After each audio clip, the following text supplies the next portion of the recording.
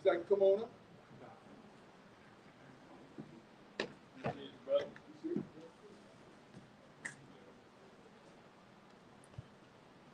All right, peace and blessings, everyone. Peace and blessings. How's everybody doing today?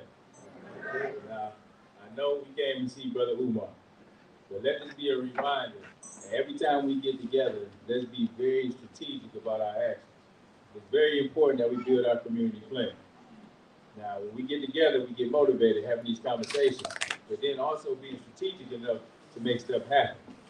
In our city right now, man, we are just struggling to find some balance. And for Black people, every one of you up in here today, it's vital that we come together in all facets. That we get our economics together, we get our educational system so our young people have a foundation to stand on. We talk about public health because mental health is an issue. A lot of us is playing crazy. And until we start getting our affairs in order, man, ain't nothing gonna change for us. Do you understand that they seek to make the Black class the permanent lower class? We're gonna run around protest when somebody get killed? Or we're gonna be on the front end being proactive, making stuff shake? We're gonna be getting folks out of office who don't need to be there. We're gonna put money into businesses and patronize Black folks when we see them out here trying to do their thing. Absolutely. Right? We're gonna protect our women and our children to be men. Right? That's what they need. If we ain't on that type of time, we ain't talk about nothing. We're gonna keep it getting done the way that we've been done. Like, if we don't respect our citizens, nobody will respect us.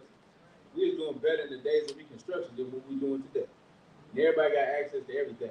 Everybody seems free right now. Everybody seems to be getting money. Everybody seems to be working 40 to 60 hours a week. But ultimately, we're not making a move that need to be made that's gonna change the game. And so my thing to us, let's do something different. Let's do something we ain't never done before. Let's be visionaries for the future. We can start locally in our local community of Flint. It's a culture issue, bro. Listen, I've been in Haiti, I've been to Africa 3 times, right? It's a culture issue.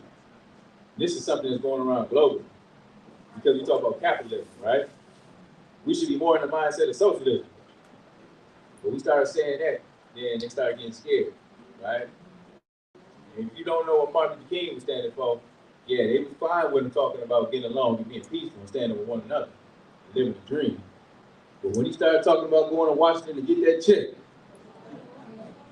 the game changed. He said, no, we can't have that. So for us coming up nowadays, for us standing in the fight, in the gap, for brothers like Malcolm X, Marcus Garvey, Mansa Musa, it's time for us to start getting our finances together. I always want to harp on that. It's time for us to really get our affairs in order. Let's go get that check. Absolutely. And then when we get that check, let's be productive. Make sense? Makes sense. So I appreciate everybody coming out. My name is DeWaun Robinson. I do lead the Black Lives Matter effort in here. Not only that, I'm a proud member of Phi at the side. The Imperial brothers right here. Let's make some noise for these brothers in the house.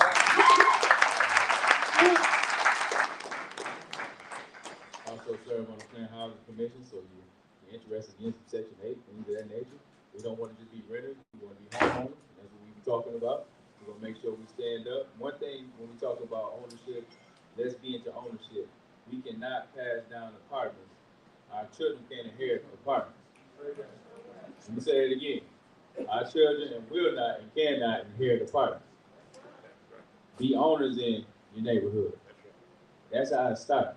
If we can start in my block, if I can start with my home, if I can clean in my area, I can watch the children in my neighborhood, and I can be able to do it in continuity, then more people start doing it. Next thing you know it, we got that village concept we grew up with. We're trying to get back to that. We ain't got, it's no thing for us going against each other no more. And I understand that we may have issues with one another. But one thing for sure, we gotta learn how to diffuse that. We gotta learn how to get along, to play along. We gotta know how to coexist with one another.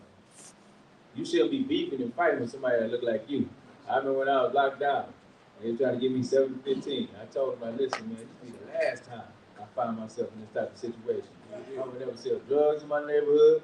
I would never try to take from another brother. I would never try to do these sisters wrong. And I'm only accountable for myself. You gotta look in the mirror.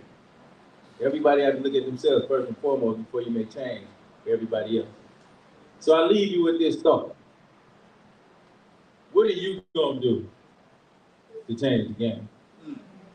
What is your part? How are we holding you accountable? How are you gonna respect us as a group, as a collective?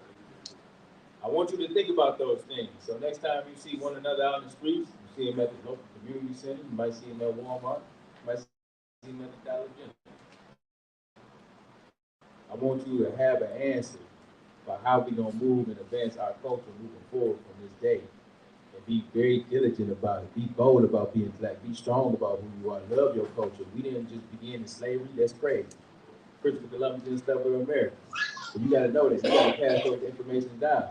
We come from the first dynasty. Do you understand that we are the original people? Yes, sir. Do you understand that? Yes, sir. That's a certain type of element that comes with that.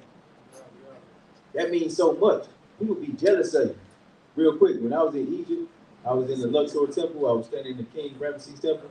You know, the Arabic that came to me and told me, man, listen, man, you got the spirit of a young king.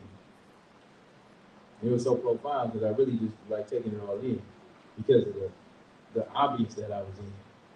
But then when he broke it down, he said, listen, man, when a black man wake up, the game's over. So listen, I'm telling y'all, wake up. Sir. Peace and blessings.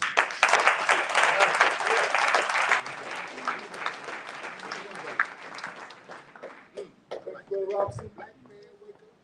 Appreciate that. Let me turn this mic up. Can everybody hear me? No.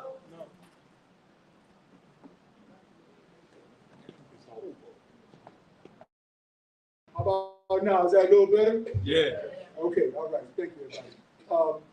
We have, as black folks, Africans, whatever you want to call yourself or whatever other people want to call you, we still all one. Whether we're Christian, Muslim, or any other types of religion, we have that all in this space right now. Aren't we a beautiful people? Aren't we a beautiful people? Yes. I'm going to invite another one of my fraternity brothers up to say a word.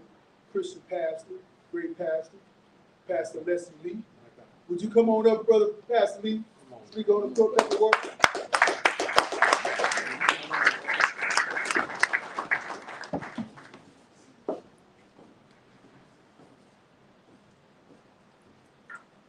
Good evening, everyone. It's an honor and a pleasure to be able to come up here and speak. I wasn't planned or on schedule, but I think this would be a great event for all of us to take part in this. I would like to acknowledge, first of all, I am a Christian, but I would like to acknowledge the Nation of Islam brothers for the beautiful services that they provide for events for people like this and for us like in the community. Like tonight for the security. I thank y'all for coming and keeping us brothers secure, helping us stay secure. Y'all just keep up the good work.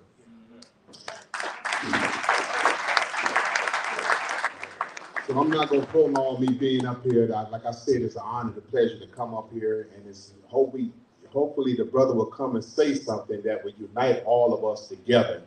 Because one of the things about it, it is a situation out there that's making us think that we're enemies to one another. And we all should be practicing love. We all should stop being haters of one another. We all, some of us identify God in a different way, but I'm a firm believer if God got a blessing for you, he also got one for me.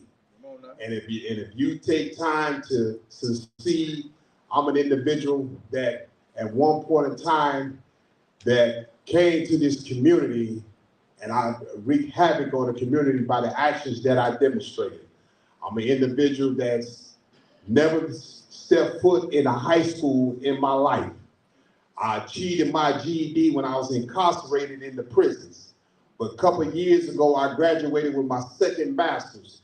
It's all because I decided to stop wreaking havoc on the community and stop trying to do the wrong thing and start saying, I'm gonna start investing in the community. And if I'm an individual that can change my life, if I'm an individual that can start being productive in society, there's no reason why you individuals sitting out there with no felonies on your record, with no nothing, that can be successful in life.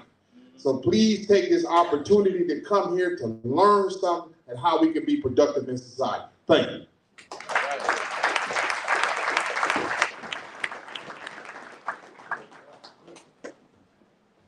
We have a wonderful imam in the house. Imam Hassan will come up and say a couple words.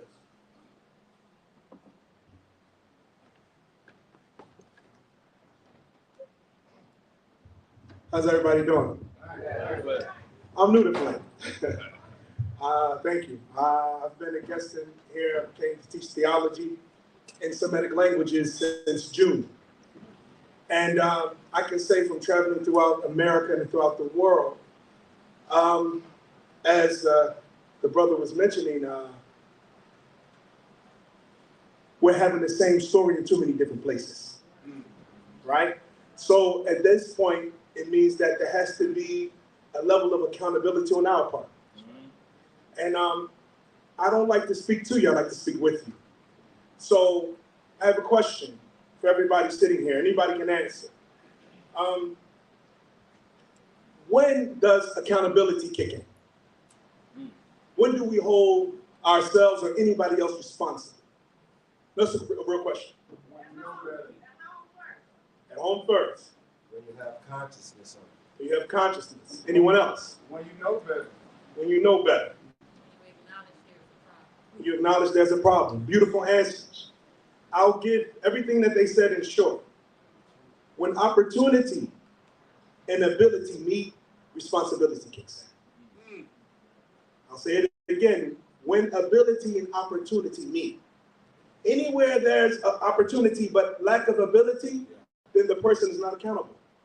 Anytime there is ability but no opportunity, then the person is not accountable. But when ability and opportunity come together, responsibility kicks in. This is when you say, why aren't you doing what should be done? You have the ability and you have the opportunity. Why are you sitting still? I studied theology at Azhar University in Cairo. And I learned a lot of life skills studying abroad. From them, it's a very, very, very, for me, profound statement. They say, in the Semitic language, Arabic, they say, لا تجعل وجودك كعدمك. لا تجعل وجودك كعدمك. Which translates into the English language to mean, do not allow your presence to be the same as your absence. Do not allow your presence to be the same as your absence. I'll explain. When a person is absent, they're a non-factor. They can't bring any benefit nor harm. Don't allow your presence to be the same way. If your absence doesn't have an impact, your presence didn't make a difference.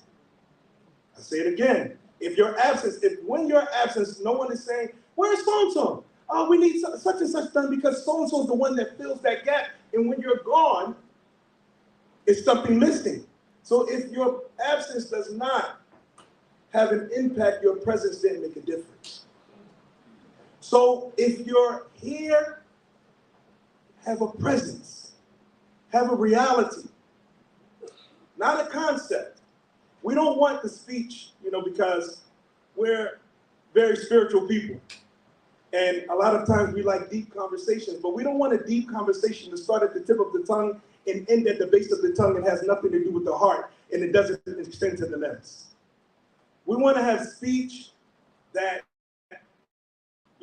all of our leaders were murdered in front of our faces. And that is supposed to have a lasting effect of fear, so we would never step up to do anything like they did before. That's the goal. Could you imagine seeing the most powerful person that looks like you shot down and murdered in front of your face, the psychological and emotional damage that does for generations? So now, to bring attention to it and say, no, just because so-and-so was murdered, it doesn't stop there. We talk a lot, or I see a lot since I've been back. I've been back in the States off and on since 2019.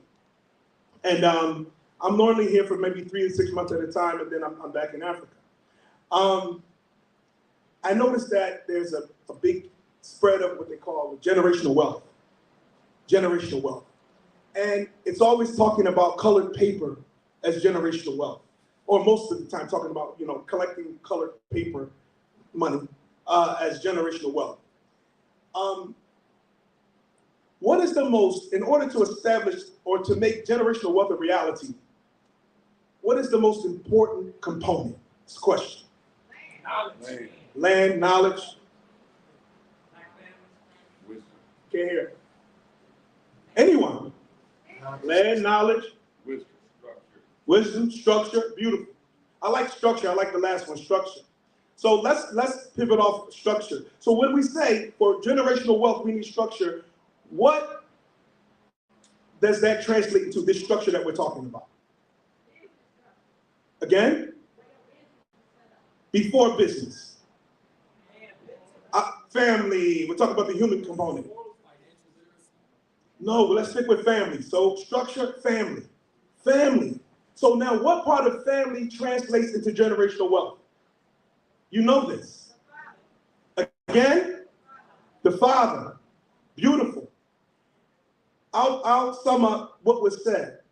The main component, the human element of generational wealth is that the next generation has to be on board. It doesn't matter what you amass, land. It doesn't matter the knowledge you acquire. It doesn't matter the degrees that you have. It doesn't matter how much wealth that you gain. If the next generation is not on board, that's the end of generational wealth. So the next generation has to be born and bred on the fact that they're going to carry the baton. The next generation has to be born and bred. Stop the foolishness of, I want him to make his own decisions. I mix with so many different cultures as an imam. So many different cultures. And one thing I look at is that they don't believe in, I'm going to let my child make a choice. If he comes to a family of doctors, guess what he's going to be? If he comes from a family of lawyers, guess what he's going to be? If he comes from a family of engineers, guess what he's going to be? And we got our children making choices, and look at the result. How are we going to let somebody inexperienced and uneducated to make a choice on what they're going to be in the future? So in order for it to be generational wealth, what it used to be is, he's a carpenter. Why? He came from a family of carpenters. He's a brick mason. Why? Because he came from a family of brick masons. He's a farmer. Why? Because he came from a family of farmers, and that is what generational wealth used to be. It should be a trade of skills and a mentality that was handed down with pride in it. Oh, we made that chairs. It's made from this type of wood and this type of craftsmanship and like that. My family are the chair makers, proud. Because he knew that no one could do what they did. That was generational wealth. It's not colored paper. I've lived in countries that had revolutions, and while they were having a revolution, they negated a whole currency to the point they told you you have 24 hours, you have 1 week to turn in. You may have stacks and stacks of this colored paper, and you realize it doesn't have value. They said if you don't get here before such and such a date, all the money that you have amassed will be invalid. And they're serious. I left Yemen. When I left Yemen, I had about maybe 80,000 Yemeni riyals. 80,000. And I went to Egypt with those riyals. And in Yemen, those riyals were worth maybe about, I want to say about $400. It's like, if I can remember, this was back in 2001. So when I got to Egypt, 2003, they wanted to give me $40 for it. Colored paper means nothing. It means nothing. So now generational wealth is a skill that is handed down. We have to get skills. They fooled us. I have degrees. What's the point though? They took away from skills. I remember in high school and junior high school, they used to have auto shop. They used to have home ec.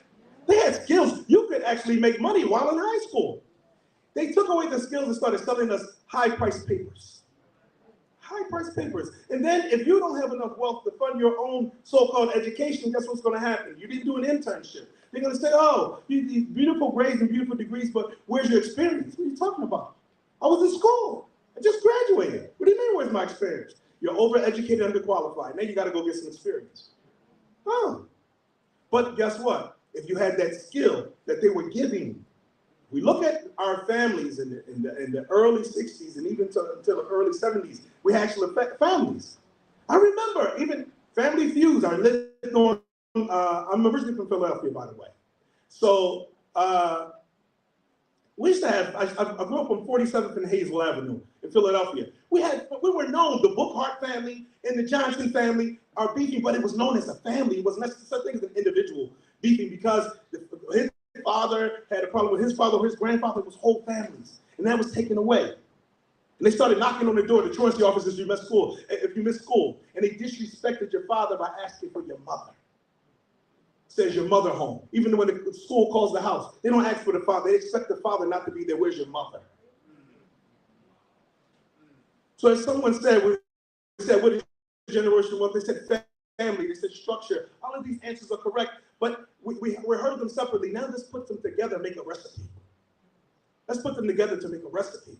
So all of these things are very important. Also, if we study our roots, many of us, we're studying DNA. Okay, and we're saying, I'm originally from here and there. Okay, so extend yourself to here and there. Not just Flint. If the opportunity and ability meets, travel to Africa with the intent. Some of us come from a long line of conquerors to conquer an acre, 2 acres, 5 acres in your name. In your name. And let your children know, oh no, we have land in the Congo. Oh no, we have land in Liberia. Oh no, we have land in the Gambia. We have that, and even though we're back here doing what we're doing, do not restrict yourself to these borders because we didn't used to be restricted to borders. So don't restrict yourself here.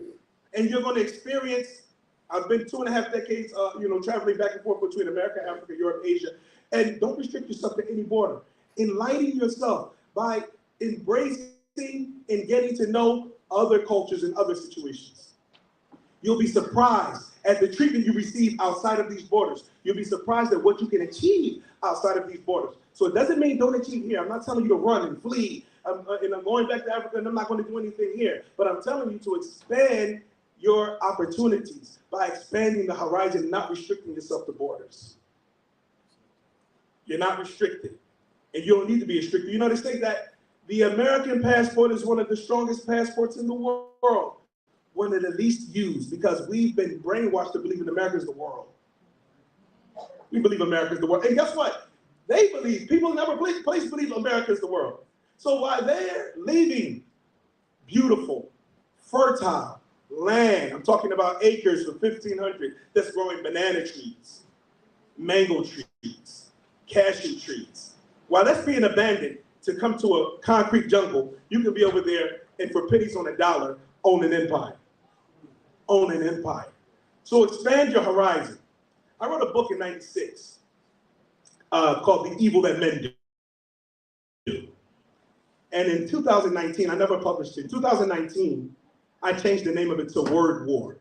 And in it, it's a piece from '96. And it's amazing because being back and forth and then coming back to America, it's amazing how something that old, something I wrote in 1996 can still be relevant today.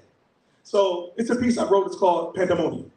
So I said, you, me, we, us, from ashes to dust, from dawn till dusk we fight and fuss.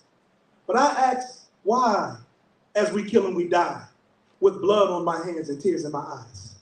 Who will be saved and who will be enslaved by those who behave barbaric, depraved? Is there a cure for the carnivore? And who will rest in peace while the world is at war? And the ozone is like no zone, where little girls put down their ice cream cones to pick up silicone. And private dancers catch cancer from penis enhancers, while little boys put down their toys for the real McCoy that can kill and destroy.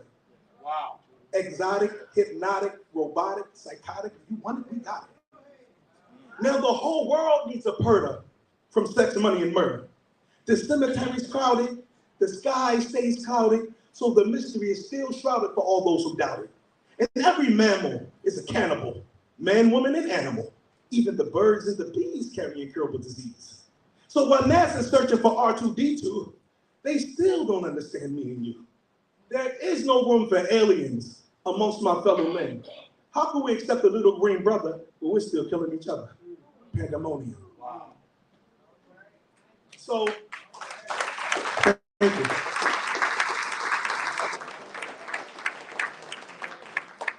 It is about, across the board, in the three main religions, Judaism, Christianity, and Islam, the creation of man is the same from dust. Now I remember an older gentleman in Egypt. He said, everything needs to be attached to its origin. He said, so man was created from dirt. So he's not complete until he owns a piece of it. And woman was created from man. So she's not complete until she has one. This is about completion. Those families, and those families establishing legacy. That's what it used to be. When I go abroad, you know, it's amazing how they track themselves in their names. That's another game they play with our names. In their names, they track themselves. When my children that were born abroad, they had to be named differently. They don't allow you just to give any middle name that you want to give. My children born abroad, their name is, the name that I named them, like my son, Ibrahim. They named him Ibrahim. His second name is Hassan. Who's Hassan? Me. His first name is his name. His second name is his father's name. His third name is my father's name. His lineage is in his name. This is how they track and keep hold of it. Forget DNA. What's his name? His name is Ibrahim, Hassan, Frank, my grandfather. So I got two Franks, Frank, my grandfather. So they know his lineage up into his grandfather and great-grandfather, depending, because some countries require you to have 4 names. Legacy. This is what we get when we explore the world. Don't stay trapped in these borders. Do what you're going to do in these borders. Establish what you're going to establish in these borders. Achieve what you're going to achieve. But at the same time, the world is yours. You have the strongest passport. They say only 20% of Caucasian Americans use their passport, have a passport. And only 5% of Black Americans have a passport. And then those who have it, they're going real close. Jamaica, Trinidad. No, go, travel, see the world.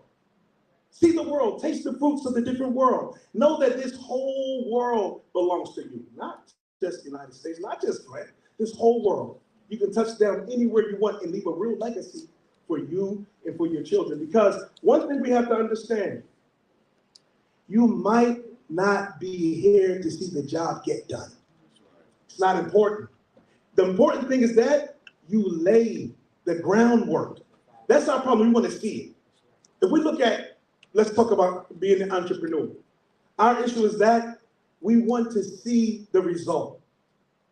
And instead of only being responsible for the process, where other cultures, they're not worried about seeing the result. They just want to be responsible for laying the groundwork. They know it's going to get done. Whether they see it or not, it's going to get done.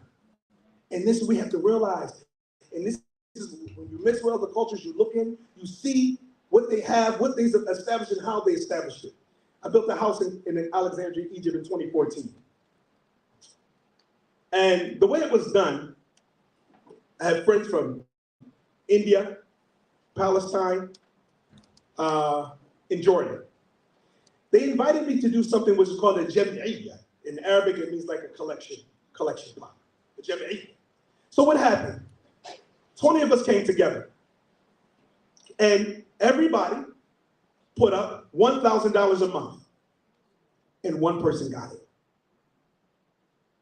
Everybody put up $1,000 a month, and one person got it until it went around to every single person. When you see these buildings or these stores popping up, you see these foreigners come, how did they get established so quick? Because they work like this. They work like this. They say, okay, they do it in 2 ways. They say, we're going to do a jam'iyya, we're going to do a collection pot. The first way they do it is the most needy first. So 10 people, everybody put up $1,000, and the most needy gets it, and then the second needy, and then the second needy, and like that. And then another way they do it is that they put the hats in the pot, shake them up, whoever names come out first, he's first on the list. But everybody gets it bulk. Another group of businessmen from Jordan, they invited me to the money pot. But it was out of my league. Everybody's putting up a $5,000 a month. Out of my league. But this is how they make moves. They understand It's pointless in counting your numbers if your numbers don't have strength. We have to have strength in numbers. And if our numbers are just something to be counted, but it doesn't have an impact, we have a problem, people. We have a problem. So we have to have strength in numbers.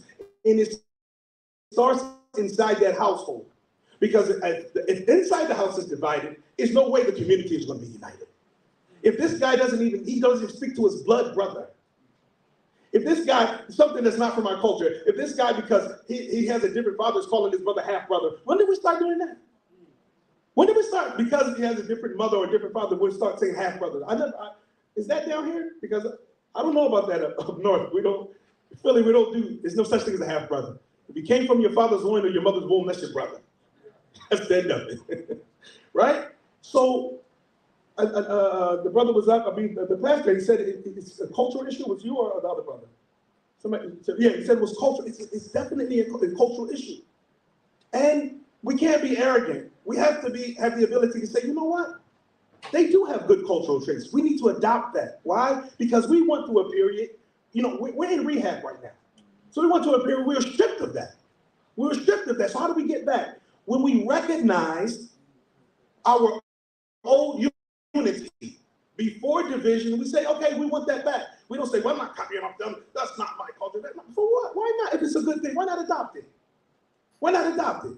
If it's a good thing. If we see other people being successful through these behavior patterns, why not adopt it? Why not, whoever in here that may be pregnant or thinking about going for it, why not say, okay, the next child that I have is going to get their name, then my name, then my father's name. Why not? Why not start the return? Forget the DNA test. Return to your lineage by counting your people. So it's very important. Now, I'll mention another incident that happened in 2014, city of Philadelphia. So what happened was, and it was a write-up in the newspaper that there was a young African-American man looking for employment. He was informed that there's a Japanese man who eventually they became friends. That's how the story got into the paper. A Japanese man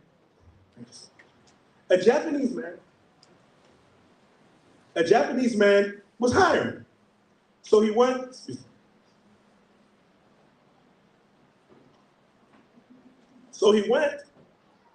to get the job. When he got there, Japanese man said, I'm not hiring. He said, you're also hiring. And he mentioned the inside scoop, this inside connector told him he was hiring. He said, okay, yeah, but no, I'm not hiring. I'm hiring, but I'm not hiring. So the African-American gentleman said, you're racist. He said, why do you call me racist? Why do you think because I'm not hiring? He said, because you only hire your people. The response of this Japanese man was amazing. I'm talking about, it's a life lesson. He said to this young man, just because I'm pro-me doesn't mean I'm anti-you. Just because I'm pro-me doesn't mean I'm anti-you. He said, America dropped 2 bomb people, and we're still recovering. My issue is that when I hire my people, the money goes back to rebuild my infrastructure, my land. And when I hire your people, that money goes back to build the infrastructure of the people that bomb my people. So why should I hire you?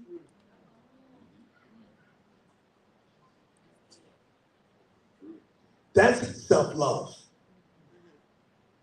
That's having love for your people. So now, go back to the statement, don't let your presence be the same as your absence. We look around and you say, to yourself, before to anyone else, how much of a benefit is my presence to the people around me? What do people, not what I can get, sometimes we have that attitude. Well, how much is the benefit to those, are those around me to me? But let's start at how much of a benefit am I? What does my presence give off? What can I contribute that the people can't do without? And if I can't be a benefit, at the very least, I'm not harmful. My presence doesn't bother anybody.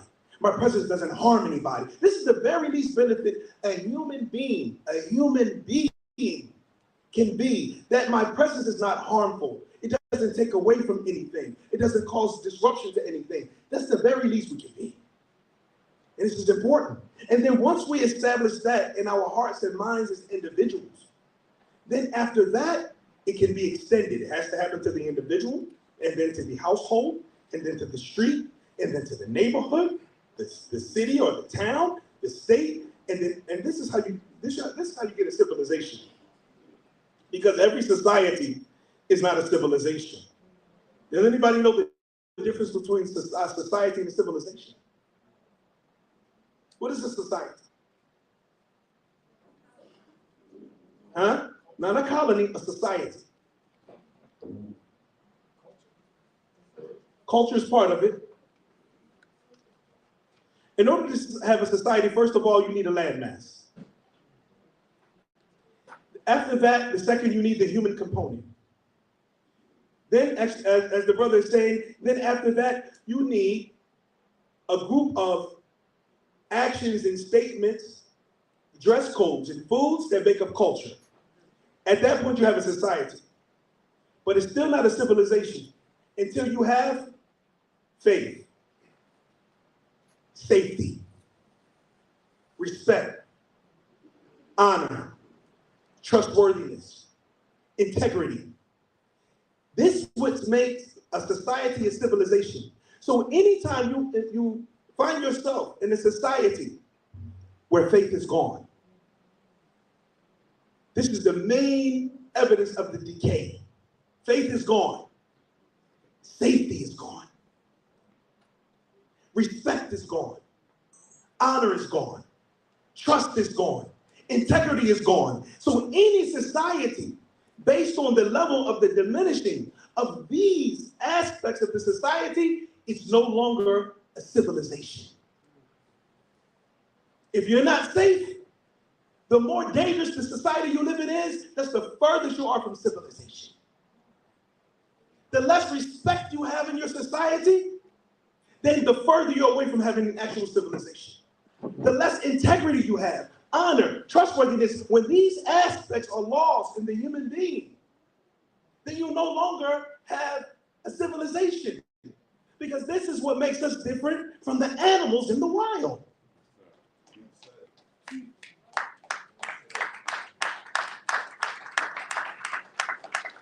This is what we're seeking to establish.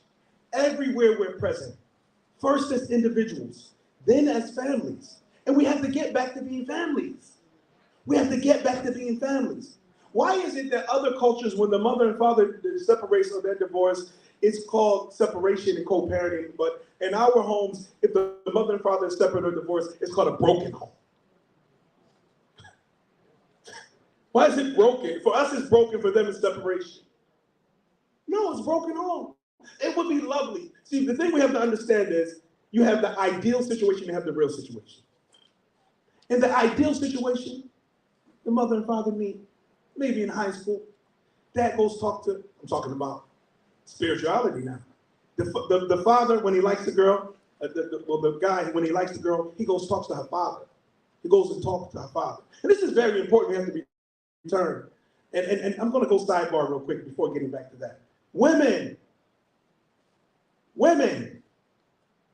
we need you to take your true position in society. You have to stand up. You cannot be fooled by the images they're giving you to be. In the 24th chapter, I'm a Muslim, in the 24th chapter of the Holy Quran, and it's also mentioned in the Bible, I just forget where in the Bible. It says, and I know this is people are going to shock about this, but it's mentioned in the Bible too, by the way. So anyway, the pastor probably can tell you where it is. So it says, الزانية والزاني فاجلدوا كل واحد منهما 100 جلدة. It said the female and male fornicator. Arabic language, Semitic languages are very precise. So there are terms that can be used to address everyone, and there are terms that can be used that can be very gender specific. Terms that could be used that could be age specific. There are so many specifications in Semitic languages, whether it be Arabic, Hebrew, Kiswahili. It can be very specific or very general. So in this chapter 24, it's gender specific. It says the female and male fornicator. Give both of them 100 lashes and do not feel any remorse for them in the path of God. So Islamic theologians, they say, it could have just said fornicators. And it was males and females who would include it. Why was the woman mentioned first and then the man? So in the study, it proclaims that because the woman is the one who controls the chastity of society. If the woman is chaste, the society will be chaste. And if the woman is not, then the society will be not. Because there's no act of fornication or adultery that can happen except with the permission of a woman. If you women, for men, it's nothing like having one of you, two of you, three of you, right? So we want women. Men want women. You set the rules on how we get you. You raise the bar, we jump higher. You lower the bar, we step over.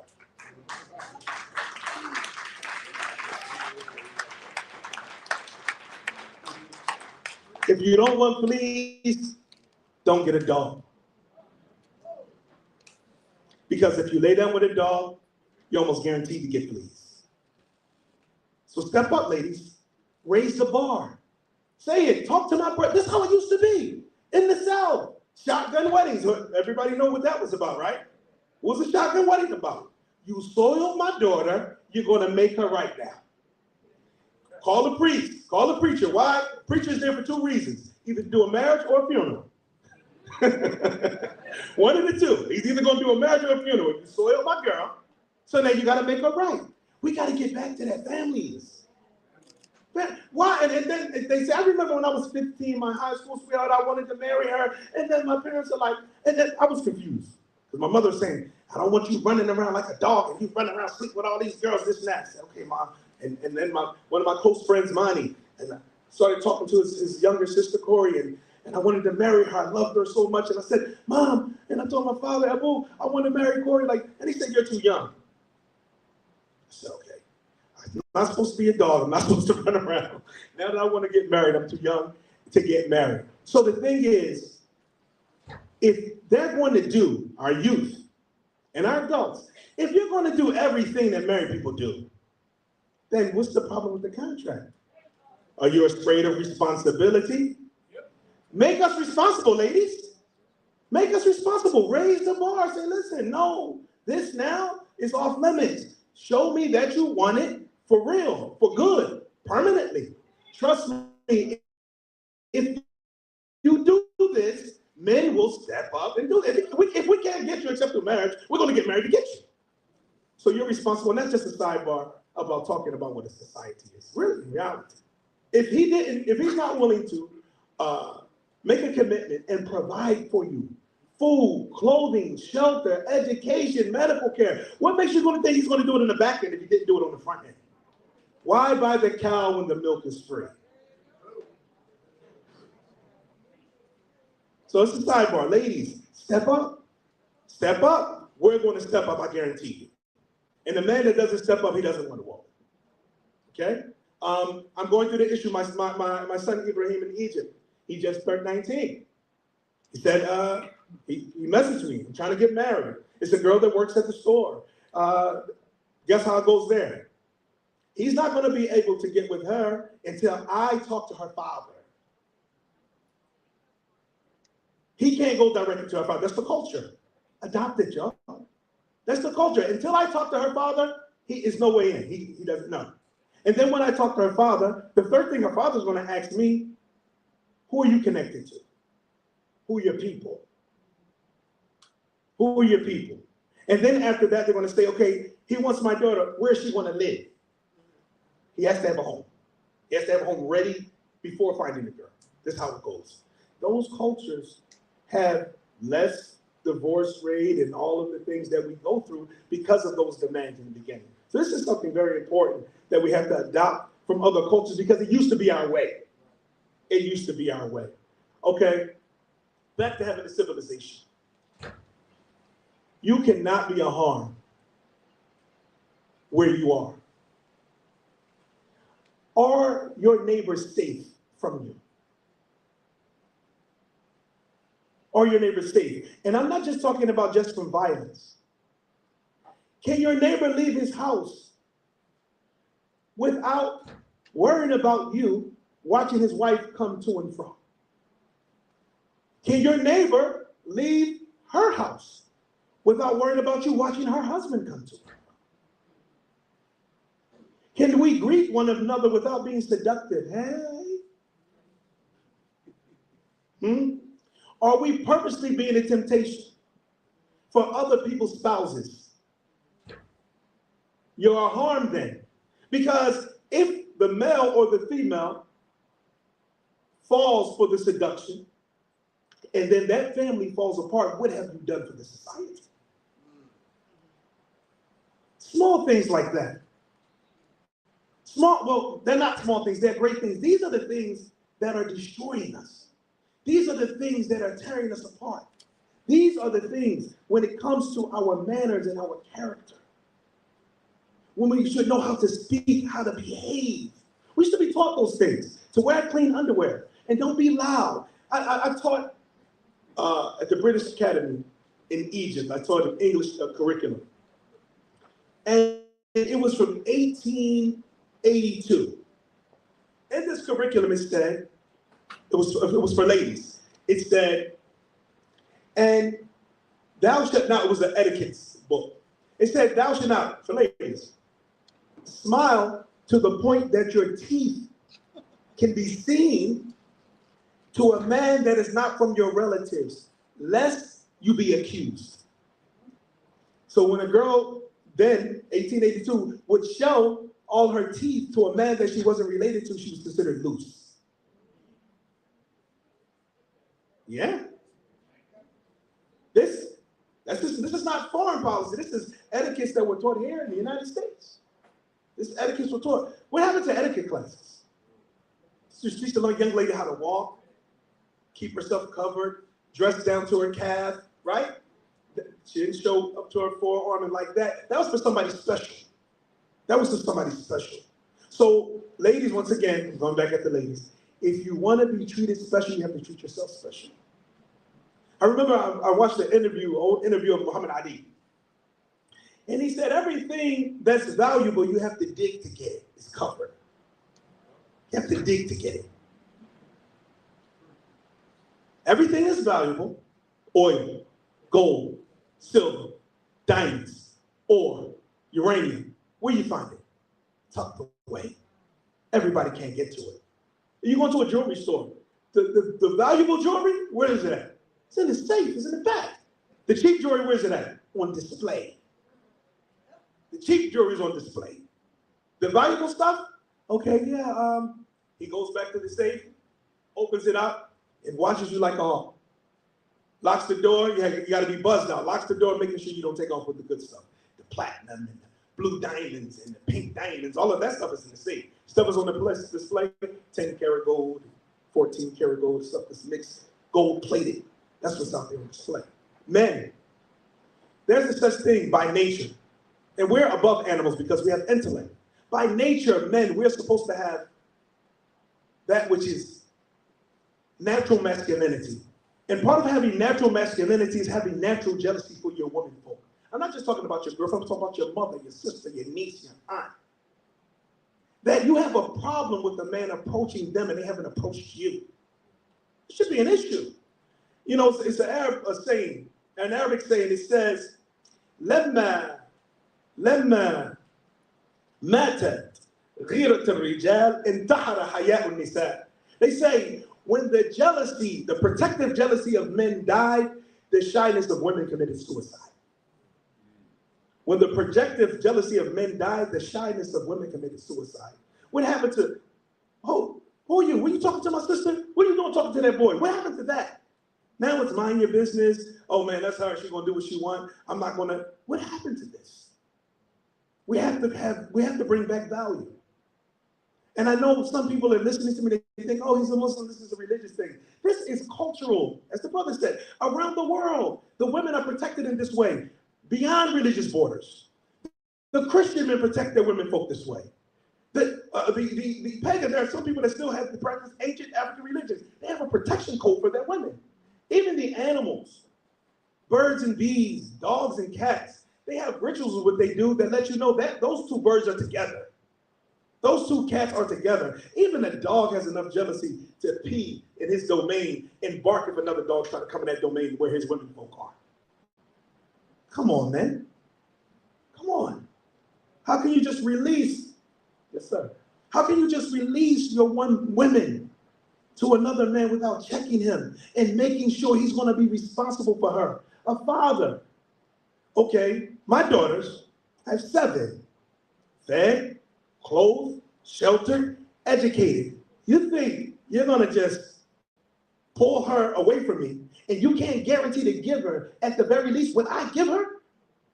What I've been giving her for the last 15, 18, 30 years? You're going to get my daughter without me chasing you down? Without it being a problem? So respect. Respect. Knock on the door. You like her. It's okay that you like her. Talk to her father. Talk to her brother. Ask, is any male representative around? And restore that, regardless if she's willing to be with you without their permission or not. Make her respect them. Maybe that man doesn't have the proper natural protective jealousy over his women folk. Restore it to him, remind him what he's supposed to be doing. Because we forget something. Let's return these values to our people by returning respect. I'm not waiting. I don't believe the statement people make, respect has to be earned. What are you talking about? So you're disrespectful? If people have to earn your respect before you give it, that means you're disrespectful. No, I respect you from the beginning. I'm going to give you every single one of you. I don't know any of you, but I will give you my respect from the beginning. As soon as I meet you, I don't know your name, I respect you. But you can cause that respect to diminish by your behavior. You don't have to earn it. I'm going to give it to you. Why? Because I'm not disrespectful. But then after that, based on your behavior and based on your manners, I'm going to say, I look at you different now. And that's how it's supposed to go. So we need to remind one another. And I don't want to be long-winded, but I just want to, fill up this time with reminders and things to just bring us back to being human beings. We're not animals. We don't mate. We don't sniff a female and jump on her back. What's going on? What are we doing? Bathrooms and stairways and what are we doing? We're human. We're doing things in places, but they're animals. We're behaving like animals. What are we doing? I'm living overseas. How many times I have to come to our defense? In Egypt, I had a friend named Fraternity from Philadelphia also. He was selling used Timberland boots and sweatsuits and like that over Egypt. They love American clothes. But they got the following of American dress from videos and, rap songs and like that. So they asked him, when are you going to come back with more nigger clothes? Yeah. So at the beginning, when you hear that, like, these guys are rich, they call those niggers. No, that's what they say in the video. Those who wear those clothes call themselves and one another niggers. So they thought the name of the clothes were niggers, or the style was nigger clothes. And this is what I had to defend. No, that's not what that means. It's called hip hop. And now I have to defend foolishness. So we have to represent ourselves better. We have to pull ourselves up, and we have to be human. Human's color. Man is this erect being that stands on two, that has an intellect, a mind, and a soul. So I leave just with a piece of poetry. What's in a name? Because names are very important. A friend and I had a dispute about people who change their names. He said, a name is a name. So what's in a name? I said, wait, let me explain. You see, Jack and Jill went up a hill to a place that was discreet, but Jill was forced to climb the hill. She was tired of being beat. Now Jack raped Jill repeatedly, and Jill bore Jack a son. As a matter of fact, on all plantations, that's the way that things were done. The men were hanged or beat to death. The women put to shame. This eventually became the way the slaves were given names. Jack, son. William, son. Richard, son. John, son. There were many different methods used, and they all can date way back. We used to be named according to color, but now the Browns are probably blacks. There was another method commonly used. It was according to your job. You had the family who picked the corn all day. Everybody called the Cobs. Who worked this for the Greens, who were often called the Fields. But when they took front line in the Civil War, their names would change to Shields. The Cotmans made the master's bed. The cooks, they fixed his meals. The fishers, who worked next to the rivers, were often called the Gills. The Newmen, they came up the boat on much, much later loads to be placed upon an auction block. Whole families bought and sold. To some, this has no significance. To some, it brings back pain. But for Afro-Americans everywhere, this is what is in your name. Thank you.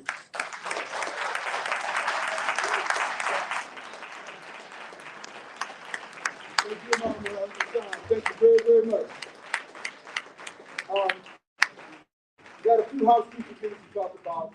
They're passing out some papers. If you have some questions for Dr. Umar after when we get to the question and answer session, I'd like for you to write those on some paper. You can find a pen or something to write with, and we'll get them before he starts asking questions.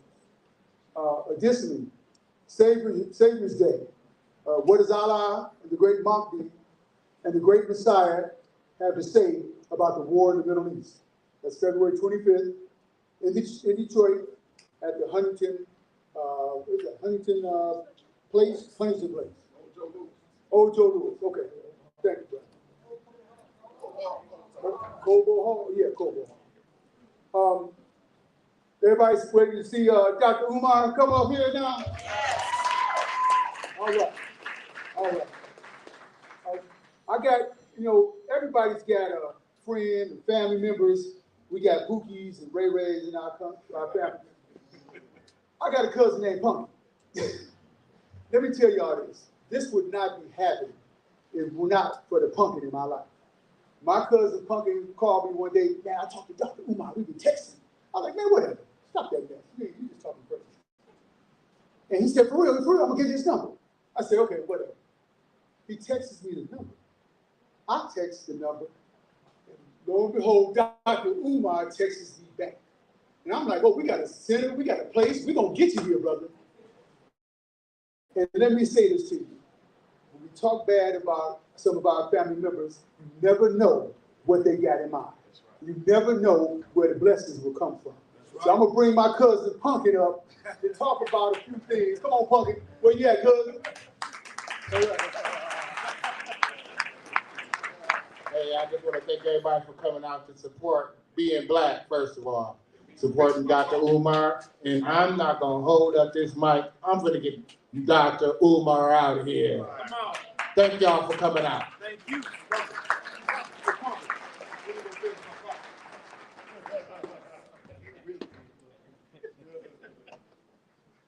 All right. So everybody's here for the moment we all been waiting for. Dr. Umar is in the house. So let me say a few words about this great brother. Now, we all seen him on YouTube, we've seen him other places doing what he does. And sometimes he can be a little harsh. People get worried about the words, what he says, how he says it. But sometimes we need to listen to the message. Dr. Umar Rashad bin Abdullah Johnson is here to talk about Black America at the crossroads. Black America at the crossroads. I'm gonna do it like Dr. Umar, I'm gonna say it 3 times. Black America at the crossroads. Now he's been called King Kong consciousness and many other things, the old goon. He's born in Philadelphia, certified school psychologist.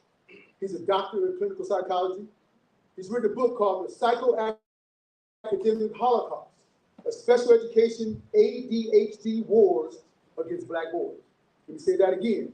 Psychoacademic Holocaust, the special education and ADHD wars against black boys. We all know something like that. Listen, I want everybody in Flint, or give yourself a Flintstone welcome. Get to your feet, stand up for the man, not the myth, not the legend, the man. He's doctor, he's an author, he's a leader in the community, he's founder, president of the Unity and Martin Garden Academy, the Prince of Pan-Africanism, Dr. Umar Johnson.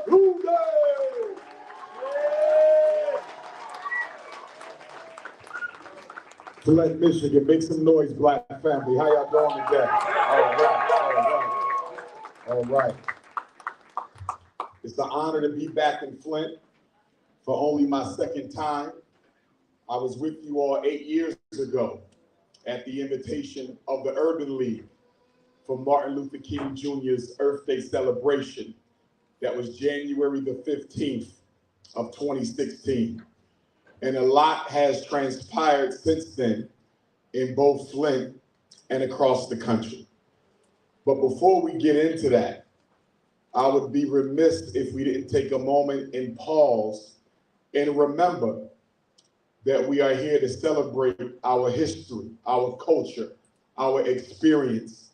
This is the 98th anniversary of what was started by Dr. Carter G. Woodson in February of 1926 as Negro History Week.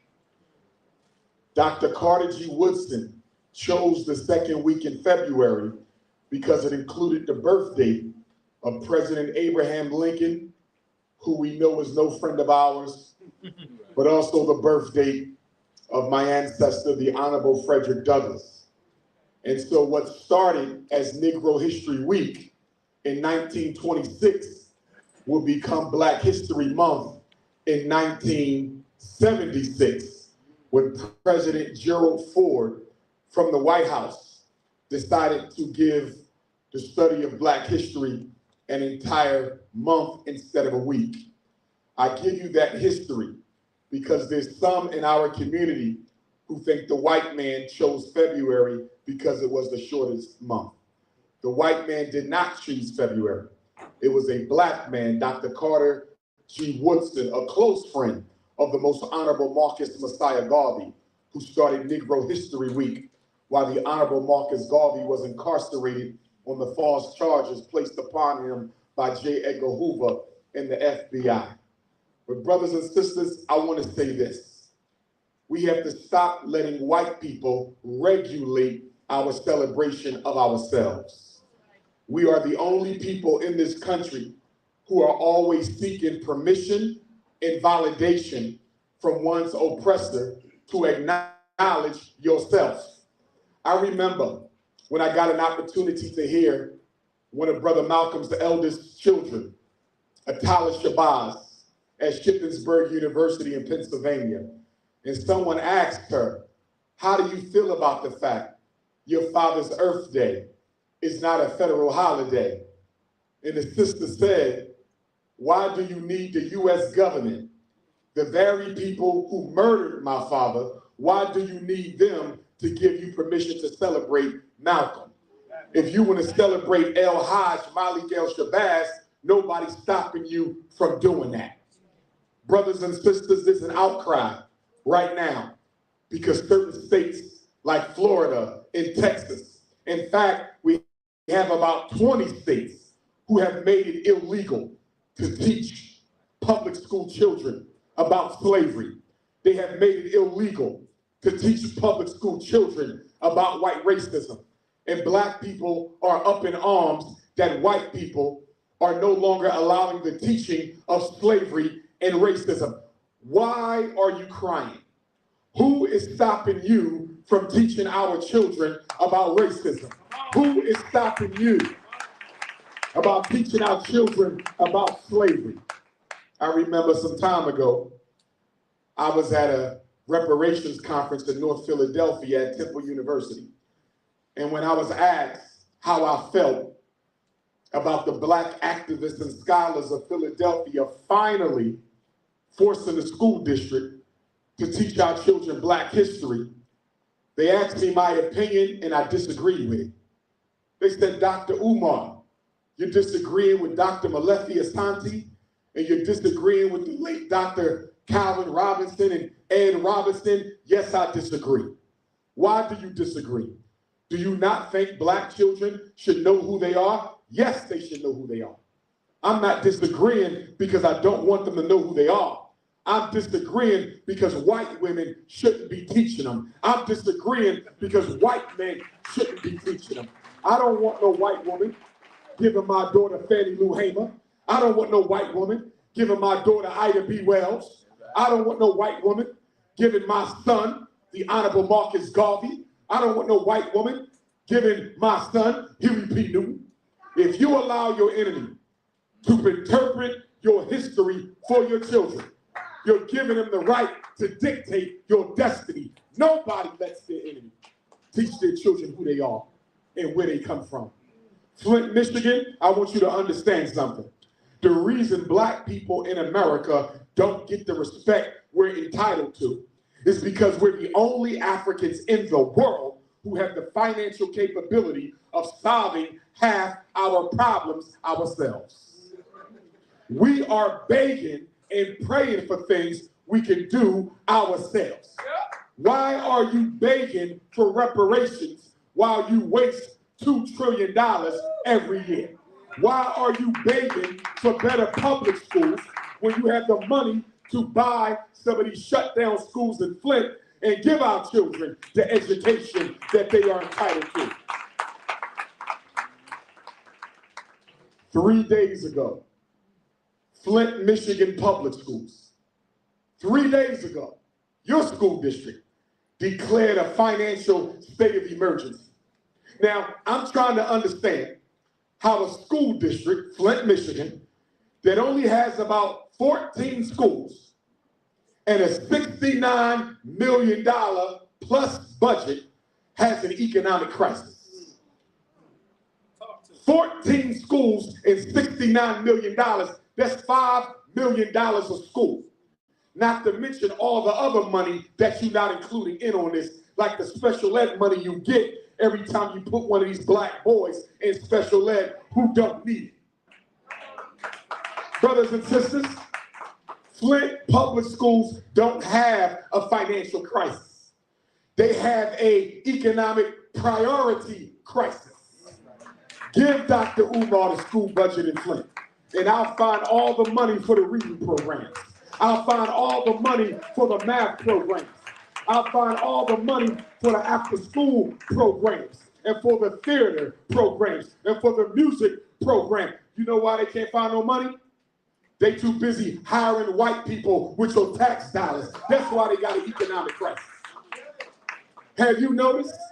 Whenever they start talking about economic crisis in Flint, they never talk about laying off white people.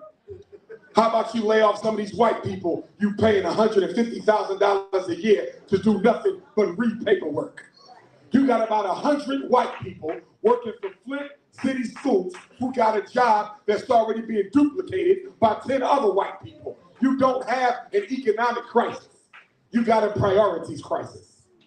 And then they said, since COVID, they're reporting that more Black children in Flint are coming to school with what appears to be language acquisition disabilities and reading disabilities and comprehension disabilities as a result of the water crisis. Now, don't get me wrong.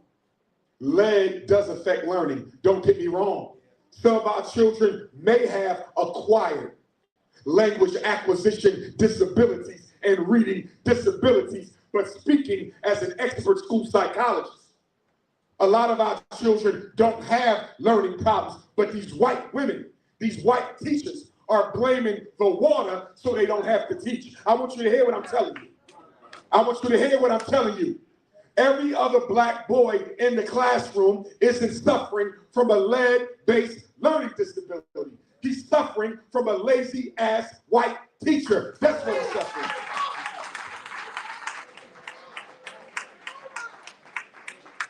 I'm trying to understand, in a city that's 55% Black, 100,000 people, a black mayor, and 5 out of 9 council people black with a Democratic governor. Why in the hell are you in the condition you are in? And I'm going to tell you why you're there. I'm going to tell you why you're there, Flint. Because the white power structure of Flint, Michigan surrounds itself by the black bourgeoisie of Flint, Michigan.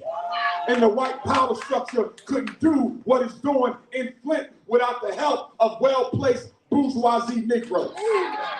You can't step on Flint without dealing with the black bourgeoisie. And there's 5 families in the black bourgeoisie. You got your higher education coons. This your public school Negroes, school board Negroes, university Negroes.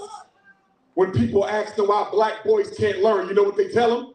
Because they listen to too much rap. The mothers are unmarried. The fathers are in jail. Their pants are sagging. They only want to play basketball. Those are not causes. Those are symptoms. You know why black boys ain't learning? Because them white teachers ain't teaching them. That's why they not learning.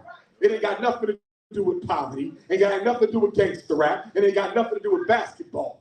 It's the white woman in the classroom could care less as to whether he learns or not, because her child is not impacted by the failure of yours. So that's your education Negro. And then you got your governmental elected official city job Negro who always telling you they working for you, but you never see no damn results. And when you don't see no results, they say, wait one more term. Elect me one more time. And when I get in the next term, I'm going to get the work done, because I had to spend my first term figuring out what's going on. So I played spook who sat by the door my first term. And then you re-elect the coon the next term, and he still don't do nothing. He said, I need a little bit more time. And after 5 or 6 elections down the road, it's time for your ass to crawl into that pine box and go into the ground. Ain't no time left. So y'all can keep waiting on these Negroes if you want. Nothing gonna change until you make them change. You don't suffer what you suffer because you black. The most honorable Marcus Garvey told us, you suffer what you suffer because you are disorganized. Flint, Michigan, guess what? As much hell as you catch.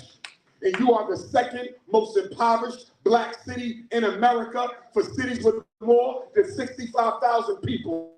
And the reason you're in that condition, because you've gotten comfortable being on the bottom. You've gotten comfortable being on the bottom, brothers and sisters.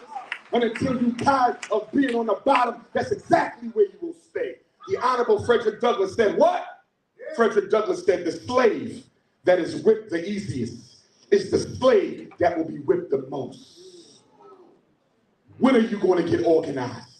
When are you going to stop hating each other more than you hate racism?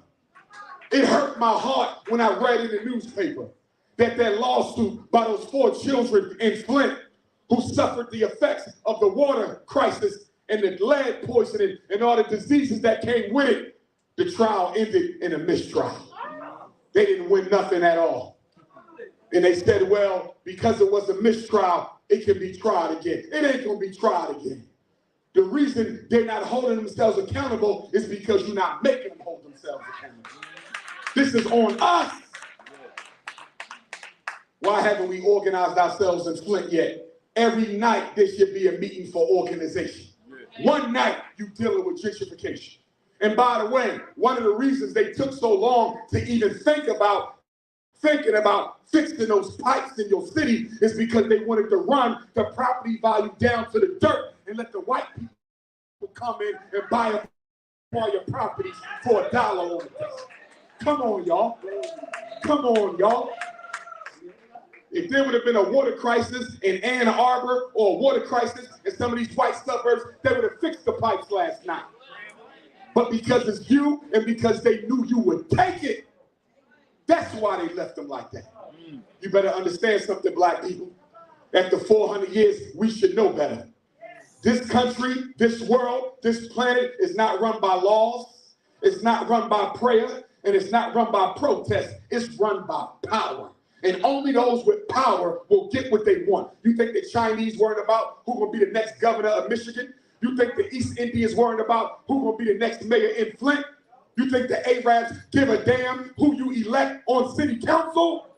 They building power, and we supposed to be doing the same thing. But the big difference between the Negro and everybody else is when they have problems, they get organized and they fight back. When you have problems, you get depressed and you go to church. And speaking of church,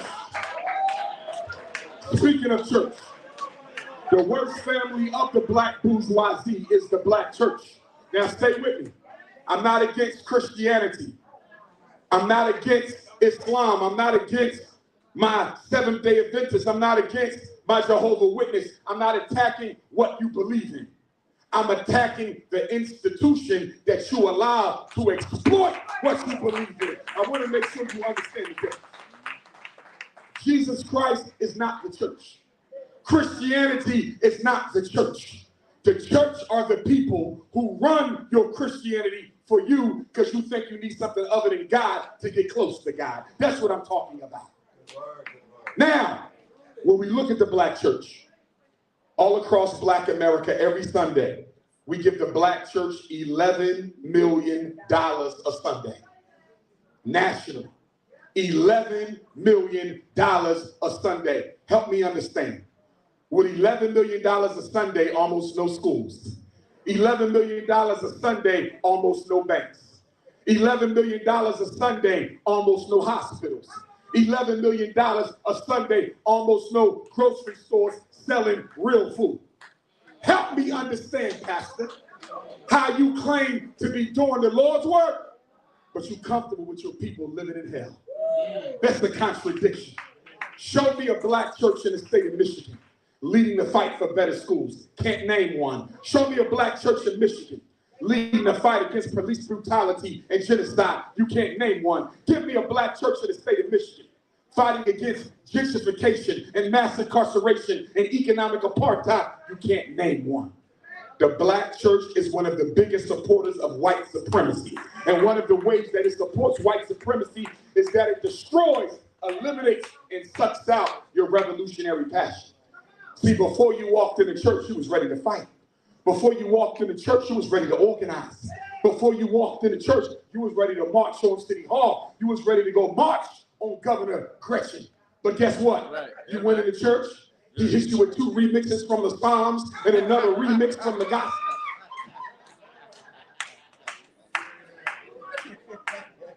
And then he brought that effeminate-ass choir out there, and they sung a couple Kirk Franklin remixes on your ass. And all that revolutionary passion you had, it died.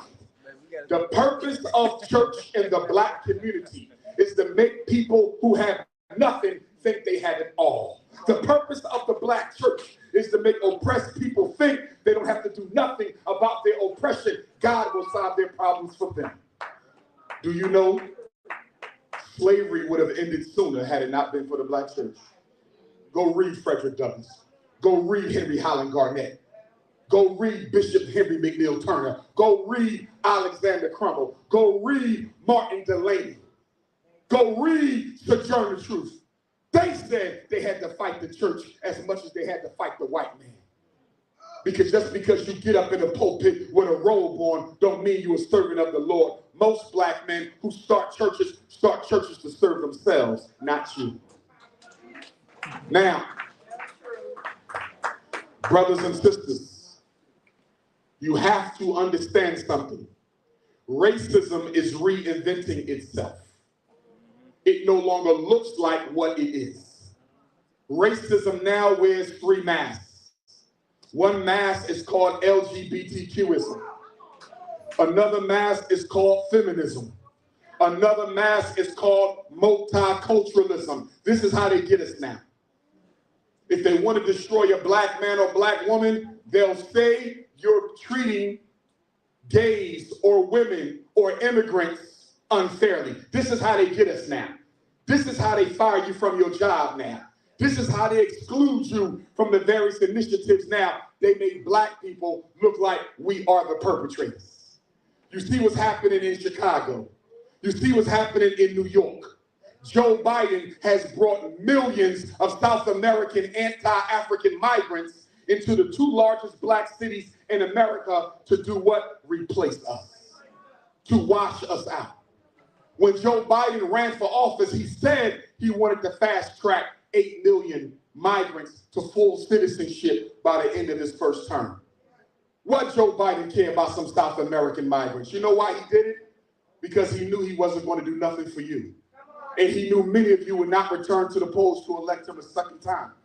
So he bringing the migrants in, fast feeding them to full citizenship. So this November, when black people don't show up, the migrants will vote for President Joe Biden. And guess what? Part of this is our fault. Because you same Negroes sitting in here are the same Negroes who've been running around the past 20, 30 years talking about you don't just care about black people, you care about everybody. You the Negroes been running around saying, my God don't see no color. You the Negroes who've been running around saying, I don't just fight for black people, I gotta fight for everybody. And that's why your ass is dead last in America now. You done multiculturalized yourself out of being relevant. I'm serious. Will you ever hear the Jews talk about anybody but Jews? Will you ever hear the Latinos talk about anybody but Latinos? Will you ever hear the Arabs talk about anybody but the Arabs? The East Indians don't talk about nobody but themselves. But every time you open your damn mouth, you got to talk about another group's problems who never speak up for your problems. Because your religion made you think you got to love everybody without prioritizing your own. Any religion that tells you you got to fight for people who can't stand you is a religion of the devil. Quote me on that. You're supposed to be looking out for black people. Right. We the holiest of the holy. We God's first people. We the original man and woman. And if you can't fight for us, you ain't got time to fight for nobody else, brothers and sisters. Now let me say this to my parents out here. Stop getting your children evaluated for special education. Please stop. Now, I got some copies of my books here tonight. If anybody wants to get a copy, there's somewhere. Black Parent Advocate. If you're raising school-age children, you might want to get a copy because it has all the solutions you need to protect your son. They want to put them in special ed. I got the letter you're going to give them to say no. They want you to put your son on medicine. I got the letter you need to say no. Your child been in special ed for 5 years, still can't read. I got the letter you need to give to school to tell them you want an approved private school at public school expense. I don't know if y'all know this. If your child has an IEP, which means they are in special ed, which means they have been classified with a disability, if you can prove that Flint schools has failed to properly educate your disabled child, you can make them pay for a private school. That is federal law. I help parents do it all the time. But you know what the problem with black parents is? You are never organized enough for me to help you. When I ask you for the psychological evaluations so I can review them, you don't have them. Some of y'all don't even know what your child's disability is. Let me get this right. Your child been in special ed since first grade, which is a damn shame in and of itself. He's been in special ed since the first grade. Now he's in the 7th grade, and you don't even know the disability? So you put your baby in special ed, and you don't even know why. Let me explain something to y'all. If a black child got a good teacher and a horrible parent, he got a 50% chance of making it. If he got a good parent and a horrible teacher, he got a 50% chance of making it. If he got a great parent and a great teacher, he will definitely make it. But you know what's wrong in Flint?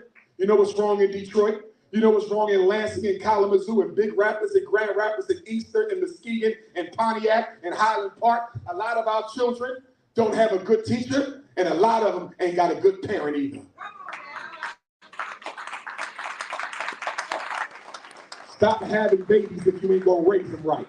All you doing, thank you, Bob. All you doing is raising criminals for the penal institution. That's right. If a black boy can't read by the time he finishes the 5th grade, there's a 75% chance he'll spend some of his adulthood in jail. But guess what? Don't say ooh and ah, because if I took a poll in this room right now and asked you, what did you buy your son for Christmas? If I took a poll in this room right now and asked you, what did you buy your daughter for Christmas? If I took a poll in this room right now, grandparents, and ask you, what did you buy your grandchildren for Christmas? You know what you bought? Video games. You know what you bought? Cell phones. You know what you bought? Big screen TVs and iPads. And guess what? Everything you bought them for Christmas takes them away from academic excellence. Everything you bought them for Christmas takes them away from academic practice. Everything you bought them for Christmas takes them away from mastering the academic skills. Can I ask you a question? If your son is in the 5th grade, reading on the 2nd grade level, and you bought him a video game for Christmas, if your daughter is in the 6th grade, comprehending what she reads on the 3rd grade level, and you bought her an iPad for Christmas, what are the chances that they ever gonna catch up? Do you know what you're doing? You're investing in your child's future incarceration. Jail for your son, poverty for your daughter. See, we could talk about the white man all day, but I want to talk about you. If I go into your house right now, how many of you got a bookshelf? How many of you got a dictionary? How many of you got a thesaurus? How many of you got a complete set of encyclopedia?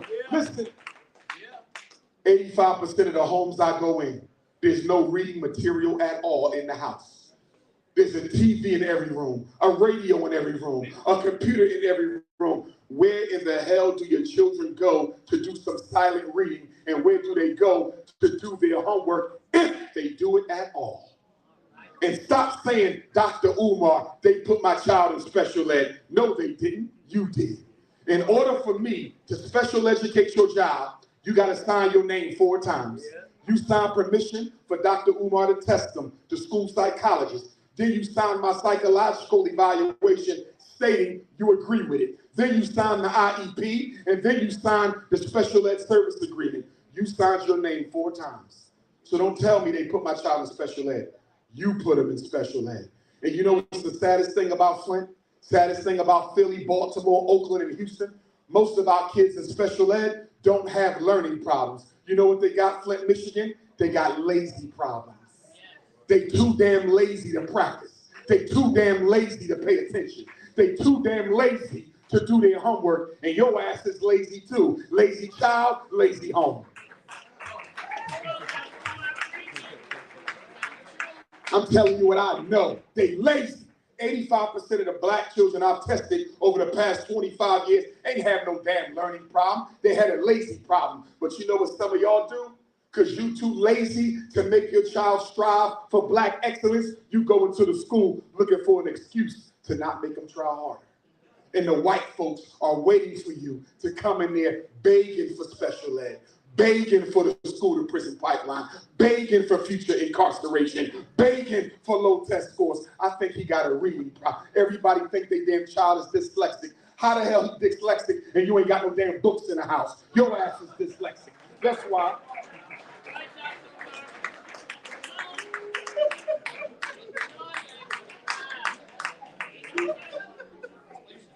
If I was in charge of education in Michigan, we wouldn't even diagnose the children. We diagnose their damn parents. You would get the label. We wouldn't give Raheem no Adderall. We're not giving Roxanne no Concerta. We're not giving Ray Ray no Ritalin. We're not giving little Shane no Cycler. Give the damn pills to their parents. Since you want your children on crack so much, why don't you start it off? And I'm gonna tell you something else. You better listen. Never get your child tested for ADHD. Never get your child tested for conduct disorder. Never get your child tested for oppositional defiant disorder. Why not, Dr. Umar? Because if you make these teachers, if you let these teachers force you to take your son or daughter to the mental health clinic, because remember, we don't diagnose ADHD in the school. That's the mental disorder. Your child was not diagnosed in the public school with ADHD. You had to take them somewhere else for that. Once you got them diagnosed outside of the school, you brought the report back to the school. Once you gave the school the outside diagnosis, they can now put them in special ed for it. The reason you don't want to get them tested for ADHD, the only reason they want you to get your child diagnosed is so they can medicate. Adderall, Concerta, Cycler, Ritalin, you better not do it. Because if you don't medicate your child after you gave them the label, they will confiscate your children. It's called medical neglect. There's black parents all over America who no longer have their children at home because you didn't want to listen to Dr. Umar when I told you don't take them to the clinic. Well, they kept harassing me. Well, if they keep harassing me, get your lazy ass at the computer and write a letter and say I've been asked by Miss Slurbanowski to get Raekwon tested for ADHD.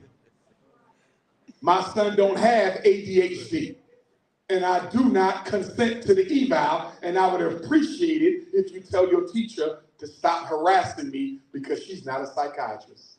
She cannot give professional mental health advice. And the next time she tries to bully me into an ADHD diagnosis, I'm going to report her and you, not only to the State Department of Education of Michigan, but to the United States Department of Education as well. All you got to do is write letters. But the problem with y'all too lazy to write letters. You want to make a phone call. You want to make a phone call. And you know what the problem with phone calls is? You can't prove what they said, and you can't prove what you said. Every time you have a meeting with a Flint public or charter school, you follow that meeting up with a letter. It only takes 5 seconds, or email. It only takes 5 sentences. Today we had a conversation about my daughter's behavior. You said X, I said Y, we agreed to Z. This is my understanding of the meeting we had this afternoon. If I am unclear as to what you said and what we agreed upon, I would appreciate it if you clarify for me at this time. You gotta get in the habit of writing. If you don't have a paper trail, you will not be able to save your children. Let me tell you what the white folks do in the school. You know what they do? They lie on you. They fabricate documentation. And when you try to report them or challenge them, you know what they do? They show up with 10 boxes of lies. And they win. You know why they win? Because you have no paperwork at all. You pulling everything from your memory. They got a whole box of lies. And because it looks like they were well documented, they win because you was too lazy to document anything. Remember, there could be no failing children if there was no failing parents. And my black fathers, I'm very disappointed in y'all because for some reason, every other Negro male in the black community wants to socialize his son to be a physical organism for a new white slave master called the NFL and the NBA. I'm sick and tired of black men. I'm sick and tired of black men trying to raise their sons to be athletes every damn day. Every time you get a male child, he got to be a football player. Every time you get a male child, he got to be a basketball player. Are you aware that your son has a greater chance of being struck by lightning than becoming a professional athlete? Statistically, he'll be struck by lightning before he becomes a multi-millionaire athlete. So why are you trying to make him the next one? Do you realize your son will likely be going professional in something other than sports? Stop trying to relive your failed academic dreams through your son. Your time is over. You didn't make it to the NBA. I'm sorry it didn't happen, but it's over. Stop trying to rule that boy's life to try to rescue your low self-esteem. Leave that boy alone to himself. Next point, black on black violence. The reason we got so many black people killing each other in the streets, number one, mental illness. We are a stressed out people. We are a depressed people. We are a hopeless people. Even with all the religion you got, your ass is psychologically defeated. I don't care how many Holy Ghosts you got. See, my problem with you Holy Ghost Negroes is for all the Holy Ghosts that you've been catching, we ain't got one hospital for it yet. All the Holy Ghosts that you've been catching, we ain't got one school for it yet. All the Holy Ghosts that you've been catching, no jobs have been created with your Holy Ghost. So I don't know if that's the white Jesus or the black Jesus, because I don't know if you know, you got two Jesuses in Flint, Michigan. You got a Caucasian one and you got a black one. Jesus Christ and you got Jesus the Cracker. Now, I don't know which one you're praying to, but let me help you understand the difference. Jesus Christ was born in a cave in Ethiopia before they changed it in your Bible. Jesus Cracker was born in a manger in Bethlehem. Jesus Christ was hanging with a noose from a tree. Jesus Cracker was nailed to a cross. Jesus Christ was a blue, black, purple African. Jesus Cracker looked like Michael Bolton. Who you praying to? Because guess what? If you praying to a white God, you'll never get black solutions. And you know what's so sad? Y'all take our children into these so-called black churches with white images of Jesus on the wall, teaching them to worship white people at 3 years old, teaching them to worship white people at 4 years old. And do you know what Reverend Chicken Wings say when I ask them about it? You know what Deacon Watermelon say when I ask them about it? You know what Pastor Pork Chop say? He say, Dr. Umar, color don't matter. If color don't matter, you house Negro, why do you think white people went all around the world stealing and changing the image of every black Christ they could find? Color does matter. Color does matter. And if you raise a black child worshiping a white God, when he becomes a man, he'll naturally worship all white people.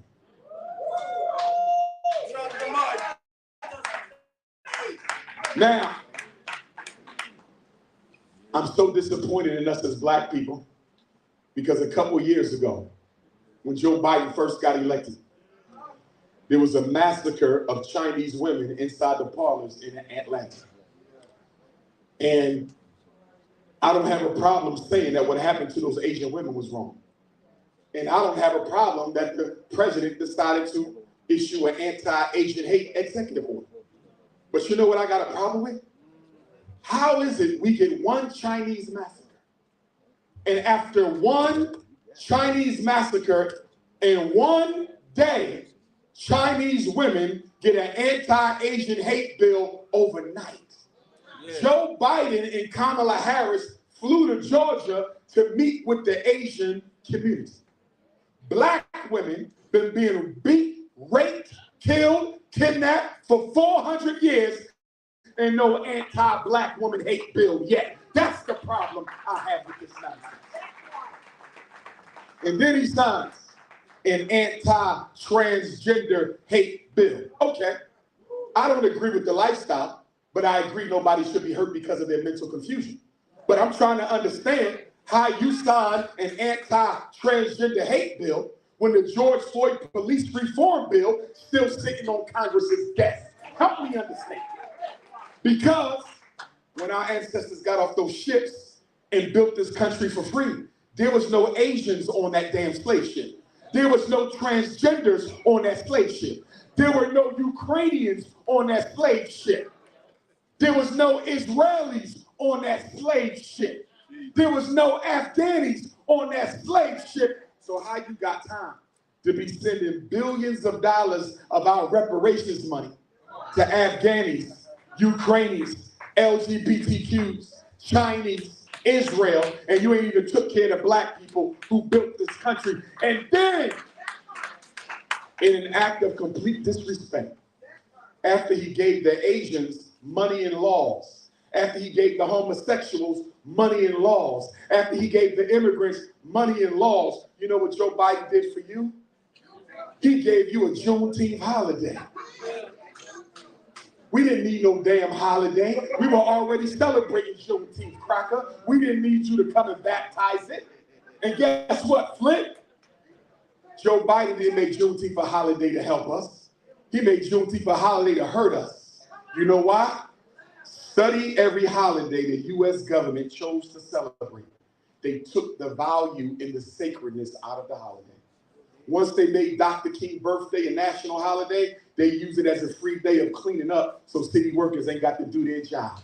Look at Black History Month. They started celebrating Black History Month 40 years ago, and now there's almost no programming on the TV or radio about Black History Month. Look at Kwanzaa. They started celebrating Kwanzaa. There's almost no Kwanzaa programming. He federalized Juneteenth to kill Juneteenth. And now, for the past 3 years, Juneteenth been federal. It's been hijacked by the Rainbow Gang. It's been hijacked by the immigrants. It's been hijacked by the radical black feminists and the radical white feminists. Juneteenth is supposed to celebrate our emancipation. How in the hell did it get remixed into the rainbow, the feminists, and the immigrant? That's your fault. Because you're too afraid to tell the world that for right now, while my people catching hell, the only conversation I'm having is about black liberation. See, when I walk into a room, I make it clear. I'm not here to talk about black and brown children. I'm here to talk about black children. Because brown people don't ever talk about my children. But every time you open your damn mouth, black and brown. black and red, black and yellow, black and white. And you notice there's no black in the rainbow, but you still won't prioritize yourselves. You are literally helping people get more attention than you when you laid the foundation for them. And my African immigrant brothers and sisters, I'm a Pan-Africanist. So I see all of us as one family. I don't play the label game or the national game because every flag you pledge your loyalty to was given to you by your oppressor. But I want my African immigrants to understand something. You are not smarter than American Africans. You don't work harder than American Africans. The reason you do better than us is because you are not a threat. If you mess up in this country, they can ship your ass back to Africa. They can ship you back to South America. They can ship you back to the Caribbean. So the reason you're given more opportunities than us is because you can be sent home. We can't. We are the only non-white people in the country who cannot be deported. And that's why they try to kill us off with COVID. That's why they try to kill us off with LGBTQ. That's why they try to kill us off with poor health care and homelessness. And speaking of homelessness, you guys have over 4,000 homeless blacks in Flint. We have one of the highest homelessness rates in the country. 4,000. And I'm trying to figure out, where did all that water crisis money go? Because I read somewhere that your city got about $3 billion in water crisis money above what they spent to fix the old pipes, which they still ain't fixed. And according to the Environmental Protection Agency, they claim that Flint, Michigan water has passed the water test for 6 years. I don't know who the hell tested that water. And then Obama came here in 2016. Y'all know damn well that wasn't water from your pipes. Yeah. That was some Dasani or some damn, what's the other water? Aquafina. It might have been some Vernon's ginger ale, but it wasn't no damn Flint River Punch. I can promise you that much. Here's what I'm trying to figure out. Why haven't my brothers and sisters in Flint, Michigan organized and taken a human rights lawsuit out against not only the city and the state, but the U.S. government for genocide? Your water crisis meets the definition of genocide. The water crisis in Jackson, Mississippi also meets the definition of genocide. Let me tell you why your black leaders haven't taken a lawsuit out against the U.S. government. Because black people are very ambivalent about your American citizenship and your American identity. And when it comes time for you to embarrass this country before the world, you always choose not to. Our entire history is replete with examples. Is when it was time for black people to expose the government, we said, no, this is our country, we love it. I'm not telling you to hate it, but I need you to explain to me what the hell you love so much about America. You love the history, you love the slavery, you love the Willie Lynch, you love the police genocide. When I see you Negroes out here on July 4th celebrating with your slave master, what exactly are you celebrating? Do you know what you were on July 4th, 1776? Your ass was an enslaved African working for free. So how the hell are you going to turn around and spit in the face of our ancestors and celebrate the freedom of a slave master when you were still his slave? Listen, black men, I'm going to tell you now, I don't care if you don't like it. If you dating anything other than a black woman, you's a goddamn sellout. I'm telling you. I don't care if she's Chinese, Japanese, Latino, Arab, East Indian, you's a coon and a sellout. We got too many black women for black men to be running around marrying other people's daughters. And you know what's so sad about this bunny hopping crisis? You know what's so sad? The black men who date non-black women know those women don't like black people. You know they don't like black people, and you date them anyway. Joel Embiid of the 76ers just married a bunny. He's from Cameroon. Do you think she would have ever looked at his ass if he wasn't a multi-millionaire? Trae Young of the Atlanta Hawks. Yeah, he mixed race African, but he's still black. He married a bunny. None of these women care about you. They are there for economic payday. And the minute you are no longer popular, they drop your ass off and get another Negro sucker to bleed. I ain't got nothing against the white woman, but our obligation, black men, should be to our own community. And if you don't like the sisters in Flint, so be it. Go get you a Detroit queen. And if you don't like the Detroit queens, go get you a Lansing queen. And if the Lansing queen ain't what you're looking for, go get you one of them down south Kalamazoo queens. And if you don't like none of the sisters in Michigan, go get you a Cleveland, Ohio sister. And if the Cleveland sister too rough, come get you a Philly goddess. And if the Philly goddess too rough, go get you a South Jersey Camden queen. And if you don't want no sister from America, go to Jamaica, go to Brazil, go to Central America, go to London, go to Paris, go to Ghana, go to Nigeria. But there's more black women in the world than any other population. And therefore, there's no excuse for black men to be going outside the race.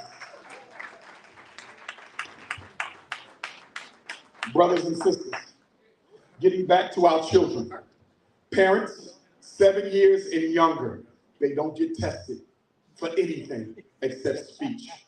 Blindness, deafness, brain injury, orthopedic impaired. You don't let 5, 6, and 7-year-olds get tested for reading disabilities, math disabilities, comprehension disability, ADHD, CD, ODD, emotional disturbance, intellectual disability. No, no, no. Why not, Dr. Umar? Why is kindergarten and first grade too young for me to request an evaluation for my son if I think he got reading problems? You want to know why it's too young? Because we can't prove a reading disability. We can't prove a math disability. We can't prove a comprehension disability. We can't prove an emotional disturbance. We can't prove an ADHD. We can prove that they have a deficiency in reading. We can prove they got a deficiency in math. We can prove they got a deficiency in comprehension, but we can't prove that they are disabled. There's no CAT scan to prove a learning disability. There's no X-ray to prove a learning disability. There's no ultrasound to prove a learning disability. There's no blood test to prove a learning disability. So how do we come to the conclusion that Raheem had a learning disability? Because the white person simply saw he was behind in skill. The white teacher wanted his black ass out the classroom. You was dumb enough to sign your name on a permission form, so he ended up in special ed. That's how he got there.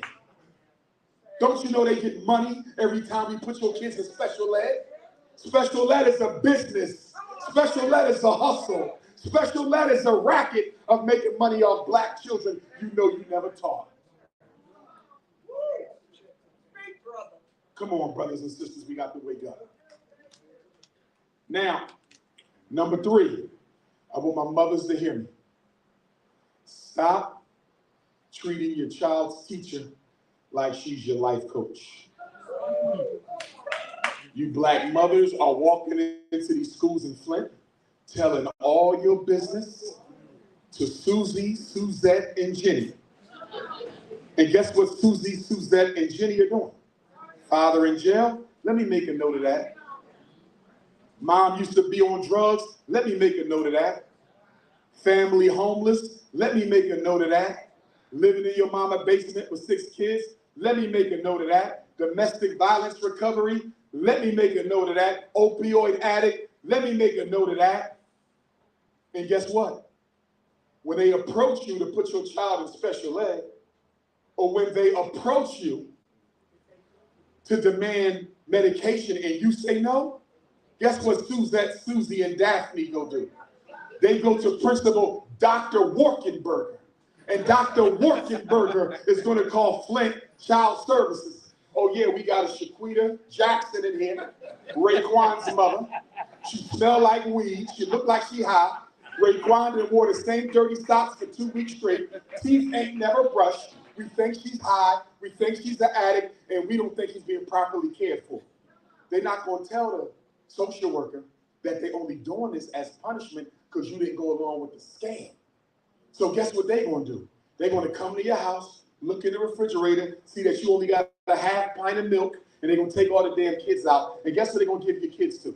The LGBT whites in the suburbs. Don't believe me? Go do your research. LGBT whites disproportionately in America end up with black children. Why do the LGBT whites got a monopoly on being foster parents to black children? You want to know why? Because they can't have kids. And everybody knows nobody wants the black kids. So if I'm a white person and I don't want to work, but I want to live a comfortable life, I'm going to go get 5 black kids from Flint. And I'm not going to get any black kids from Flint. I'm going to get the black kids with the most problems.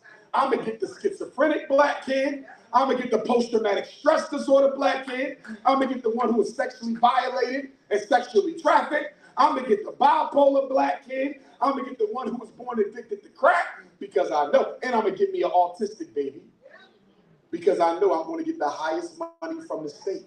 And depending on how bad of a psychological issue them kids got, I could get almost $3,000 a month per child.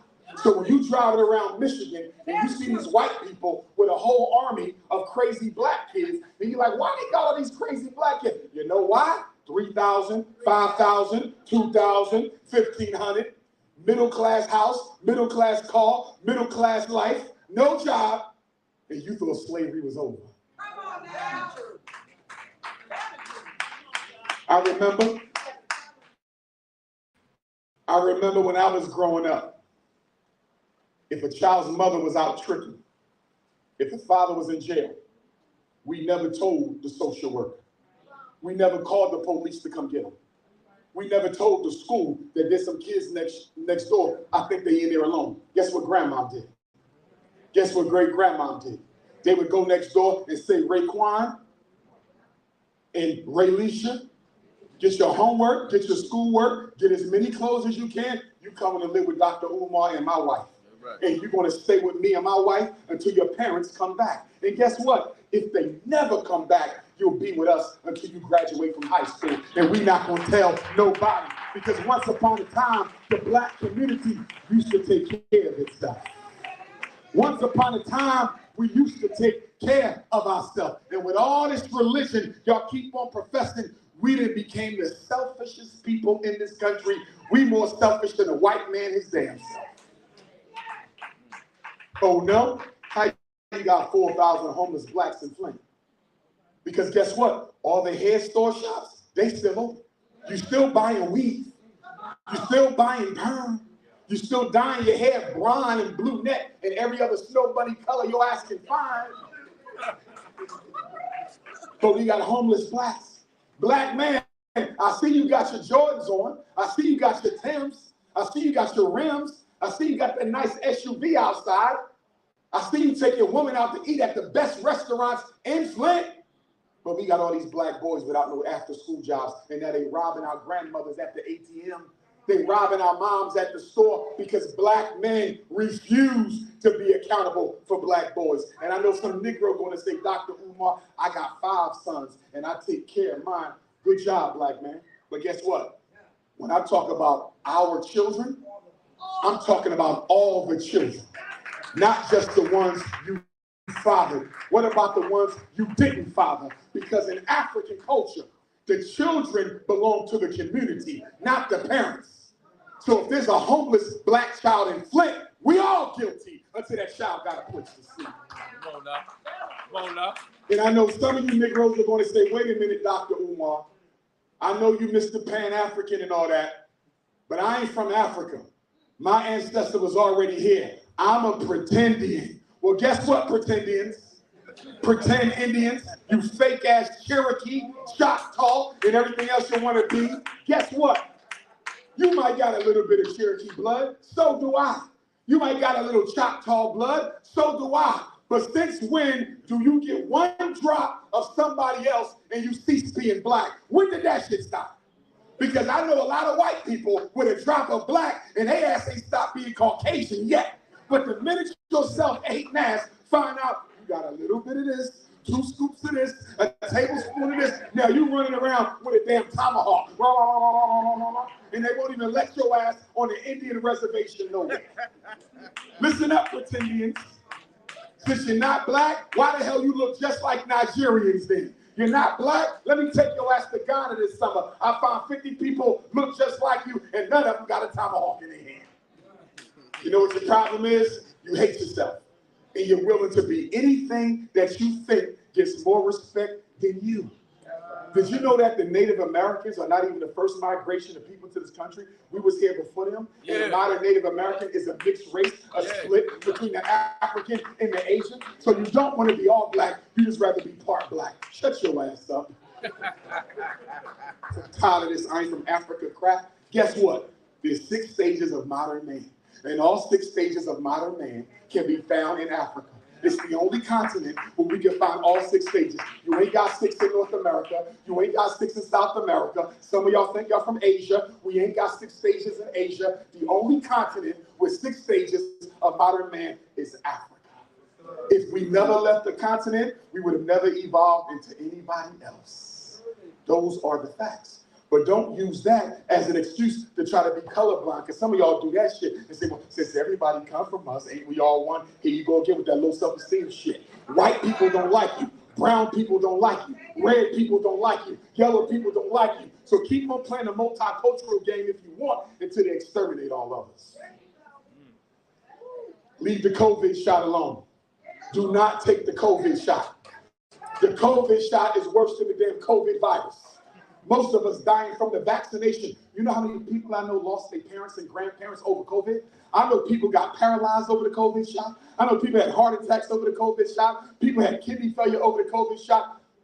Y'all know Colin Powell took the COVID shot. It killed him. Sister Lee Tyson took the COVID shot. It killed him. Renoko Rashidi, one of our Grandmaster Garveyite scholar elders, took the COVID shot. He died on tour in Egypt. Hank Aaron, the black baseball legend, took the COVID shot. He died. Marvelous Marvin Hagler, middleweight boxing champion, he took the COVID shot. He died. And my dear elders, stop taking the flu shot.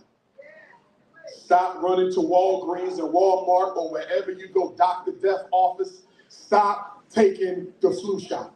The older you get, the more toxic the shot becomes to your immune system. Eat better, fill up on your vitamin C, your black seed oil, get your cayenne pepper, take care of yourself and your food will be your wealth. Stop putting white man chemicals in your body. And I don't know if y'all been paying attention. Bill Gates is buying up all the farmland in America. Did y'all see that? Yeah. Bill Gates, you know why he's buying up all the farmland? Because black folks is on his health kick, right? We're trying to eat healthy, and we should. Yeah. So Bill Gates said, I'm going to buy up all the fruits and veggies, and I'm going to put the damn disease in the fruits and veggies, so when they eat the fruits and veggies, they get sick. And if you don't believe me, there's already countries that have already outlawed Bill Gates' produce. That's right. They will not import any fruits and vegetables from Bill Gates because they know it's deaf veggies and deaf fruits. We got to start growing our own food. We got black farmers in Michigan because I read about it. Y'all need to get in touch with the black farmers, and those of y'all in the city need to start some gardens. And with all this blighted area in Flint, just like we got back home in Philly, why we ain't got more community gardens? You got entire blocks with no houses. There should be food growing. What are we waiting for? Waiting for Joe Biden to save you? You waiting for your mayor to save you? You waiting for the governor of Snow Bunny to save you? Nobody's coming to save black people. Black people got to save themselves. I'm going to begin to wrap up because I want to take some questions. And when I'm done, if anybody need to talk to me, I'll be here for a while. You want to take a photo, we can do that. If you want me to sign a book, we can do that. By the way, where are my books? Because I don't see them anywhere. My book boxes, where are they? They put away, they should be out here. Can we get those book boxes out here? They should not be put away. They should be out here for the people. You're right. Yes, sir. Now, black women, I need y'all to get organized. Black women have the fastest growing suicide rate in America. Black women are having nervous breakdowns. Black women are becoming alcoholic more than ever before. Black women are becoming opioid addicts. And my dear brothers, a lot of our black women are going to lesbianism because they're tired of getting beat up by us. I'm giving you the facts. Black women, I want you to hear me when I tell you this. You are the only woman in America who is never allowed to be vulnerable and feminine. The black woman has been masculinized in the public eye. And many of you black women have masculinized yourself. The white feminist movement has convinced many of our college graduating black women that in order to be equal to a man, you have to imitate the man. Sisters, that is not African culture. You are a woman. You are different from me, but you are equal to me. Do not think you got to be a man to be equal to a man. Because our daughters now are being raised like boys instead of ladies. We got to go back to traditional African values. But more than that, y'all need a sister circle. Flint, Michigan, y'all should have a sister circle. There's only 100,000 people in this city. Right here at the Flint Development Center, once a week, I don't care if it's once a month, any black woman in the city should come here for ladies' night. You hear a couple presentations from sisters, and then we put a big circle. All the sisters get in the circle. Everybody swears an oath of silence and confidentiality. And if there's a sister who got something going on in her life, she needs help with her kids, she's suffering from domestic abuse, she about to end up on the street, whatever the case may be, she throws it out there to her sisters. And the sisterhood will help her out with the situation we got. Black women got to stick together. Y'all need each other. Y'all need each other. And black men, we need to do the same thing. We got to stop competing, and we got to lift up our brothers who doing worse than us. Even if we're not doing all that well, we can still help another person. My problem with black people is we think we got to have our own lives figured out in order to help somebody else. That's not true. Sometimes you can do a better job of helping yourself by helping another person. And I'm going to go a step further than that. You know what I found in common amongst all the depressed clients that I've had over the years? One of the biggest reasons black people are so depressed is because you're overly focused on yourself and not enough on the community. Depression is a symptom of selfishness. What do you do for the people? What do you do for the children? What do you do for the elders? And black men, you know we are our #1 cause of death, right? Think about that. Black men are the leading cause of death for black men. That don't make no damn sense. And I'm trying to understand how we can be so tough with each other, ready to kill each other, shoot each other, stab each other. We want to smoke with each other. But the white man that miseducating our kids for 100 years, you ain't had nothing for him. Police been killing and stopping us and frisking us and mistreating our women. We ain't got no smoke. I'm trying to understand how George Zimmerman ain't never been pressed since the day Trayvon was murdered. Listen, the best thing we can do with the upcoming presidential election in November, black people need to divest from the Democratic Party plantation. We need to divest from the Republican Party plantation. It's not about who's better or who's worse. Neither one of them are your friend. Yeah, Joe Biden gave all your money away to everybody else, but Donald Trump signed more death warrants than any president in American history since slavery, and many of them was black men he killed. I know he let Lil Wayne out of jail. I know he let Kwame Kilpatrick out of jail, but guess what? That was only an escape so you wouldn't look at all the black men who he had executed. Yes! So I'm not voting for Trump or Biden until we get together and we come up with a black vote. You have no business being involved in the white man's tug of war. Why are you tugging for the Democrats? Why are you tugging for the Republicans? You ain't a red white man or a blue white man. You're a black African. We should be fighting for ourselves. Organize, Flint.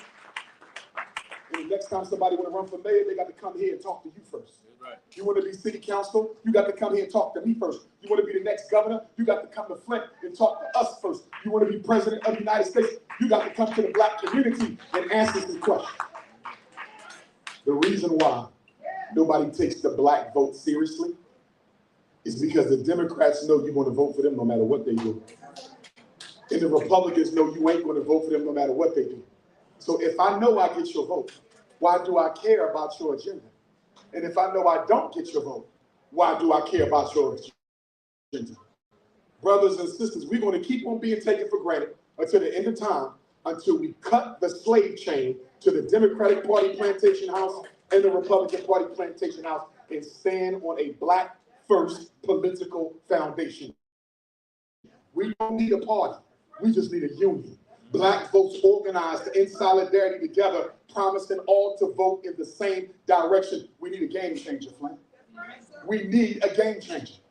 And when are we going to have a meeting in Flint to talk about what's the first independent black institution we should be building? Are we going to start that community garden? Are we going to start a convenience store or a dollar store to support black people? Are we going to try to open up a clinic? Are we going to try to create some kind of a manufacturing sector? We got to do for ourselves, y'all. God put us on this earth to do. African people have a responsibility of renewing the planet. And you cannot do that letting white people dictate your destiny. You got to start dictating it yourself. But in order to organize, we have to be courageous enough and committed enough to call out the house Negroes when we see them. Listen, I didn't say just run around pointing at people without no evidence, because that's slander. That's not exposing the sellouts.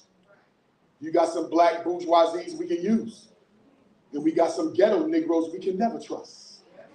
So we got to find out who we can work with and who we can't. But I'll tell you this, the biggest mistake you can make is thinking every black person in Flint cares about the future of black people in Flint. You hear what I'm telling you? Not only that, here's the other thing, another big organizational mistake we make, Flint, Michigan, I want you to hear me. Not everybody in this room is willing to go to jail for black freedom. Not everybody in this room is willing to lose their job for black freedom. Not everyone in this room is willing to lose their relationship with white people for freedom. Not everybody in this room is willing to give their life for black freedom. And guess what? That's okay. That's not a problem. It only becomes a problem when you misrepresent your level of commitment to the struggle. See, if you tell me, Dr. Umar, I got a good job downtown, I'm not trying to lose it. I just got married, I got a baby, brother, I'm for the people, but I want to be honest with you. I'm not losing my job for my community. Thank you for being honest. This is the job I got for you. And because I know you can sell out, I will put you nowhere near the critical info. Do y'all see how this works? Do y'all see how this works? See, everybody can chip in. We just got to know what you're willing to lose.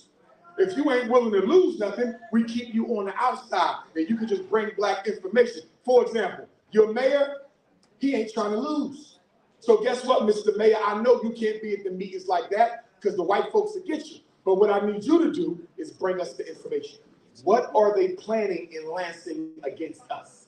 What are they planning downtown against us? Mr. Mayor, just bring me the info. My 5 Negro council people, bring me the info. My judges, bring me the info. My well-placed black bourgeoisie, bring me the info. We're not going to call you sellout because we know you are higher up on the chain. And we can't condemn you because most Negroes in this audience wouldn't be willing to give up a job that good either. So just tell us what you're willing to do and we'll treat you as your equal. Those who are willing to die, you in the inner circle. Those who are willing to lose their job, you on the outer circle. Y'all see how this goes? What did Huey P. Newton say? Huey P. Newton said information is disseminated on a need-to-know basis. Information is disseminated on a need-to-know. Everybody in here don't need to know everything. Because some of you Negroes are stone cold coons. You don't need to know everything. 5 of y'all ain't nothing but snitches anyway. The FBI sent you here to see what I had to say. I'm not no damn fool. I heard about Flint, Michigan. Y'all got some of the greatest house Negroes in the state. I know how it goes.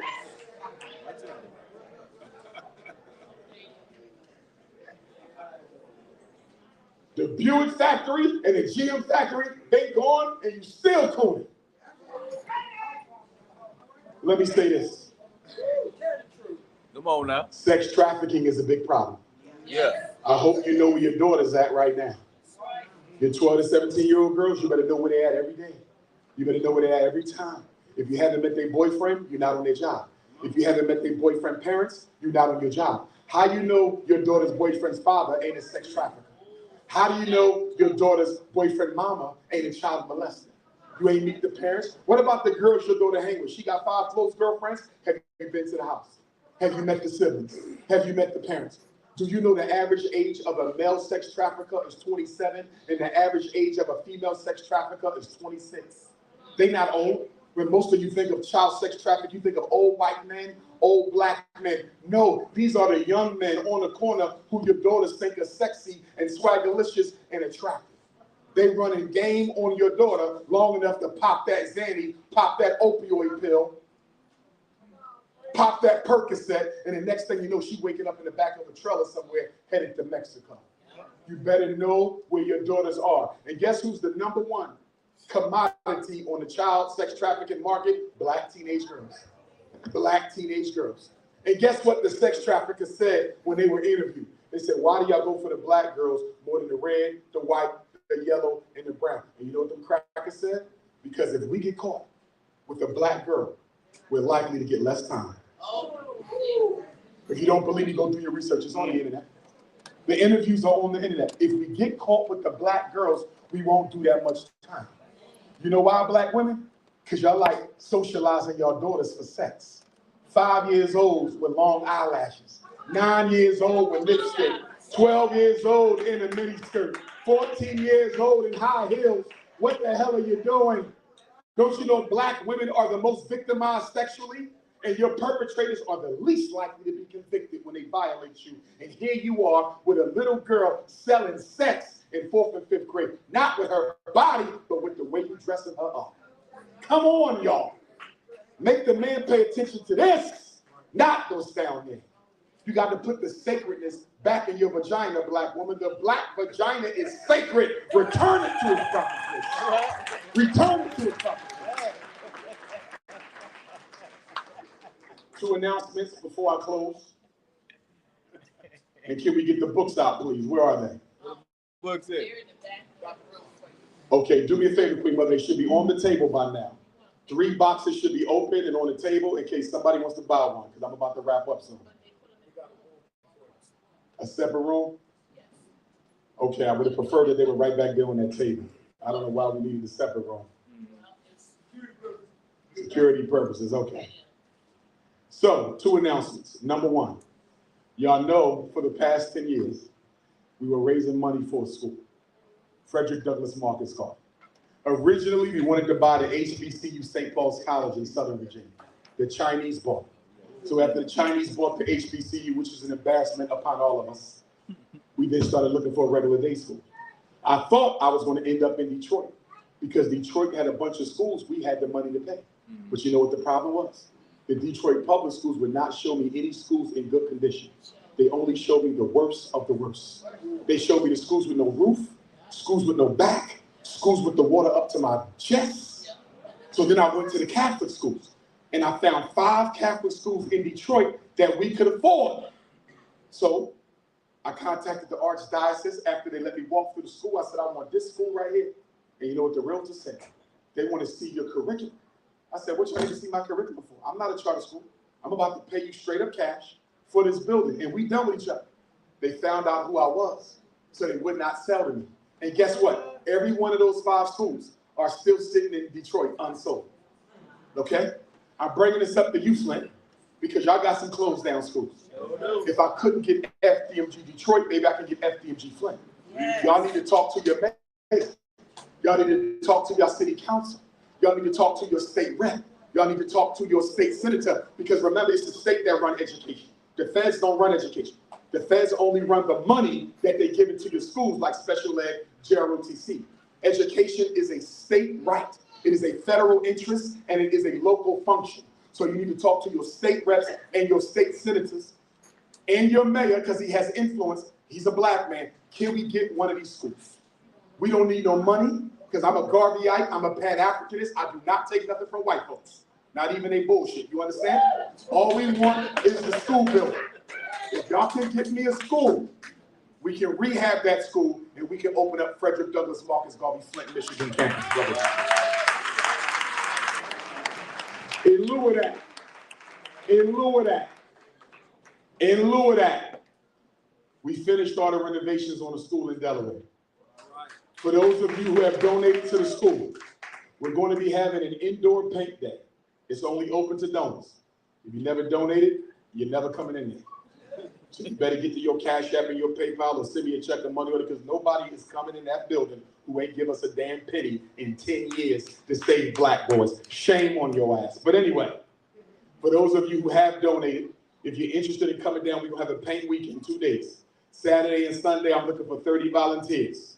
You can sign up on Sunday by texting me. You must have donated. You must tell me how much you donated approximately, and you must send me your Cash App or your PayPal handle or the address from which you mailed your donation, money order, or check so I can verify your donation. Every donation we got for 10 years is recorded. We know everybody who donated, and we know how much you donated, so you can't lie. But we would love to invite you to Wilmington, Delaware. We're 20 minutes from the Philadelphia, Pennsylvania International Airport, and we're going to paint the school on Saturday, and we're going to paint the school on Sunday. We're going to provide your lunch, your breakfast, and then we're going to go to dinner at a restaurant of your choosing at the school's expense. We're going to make it fun.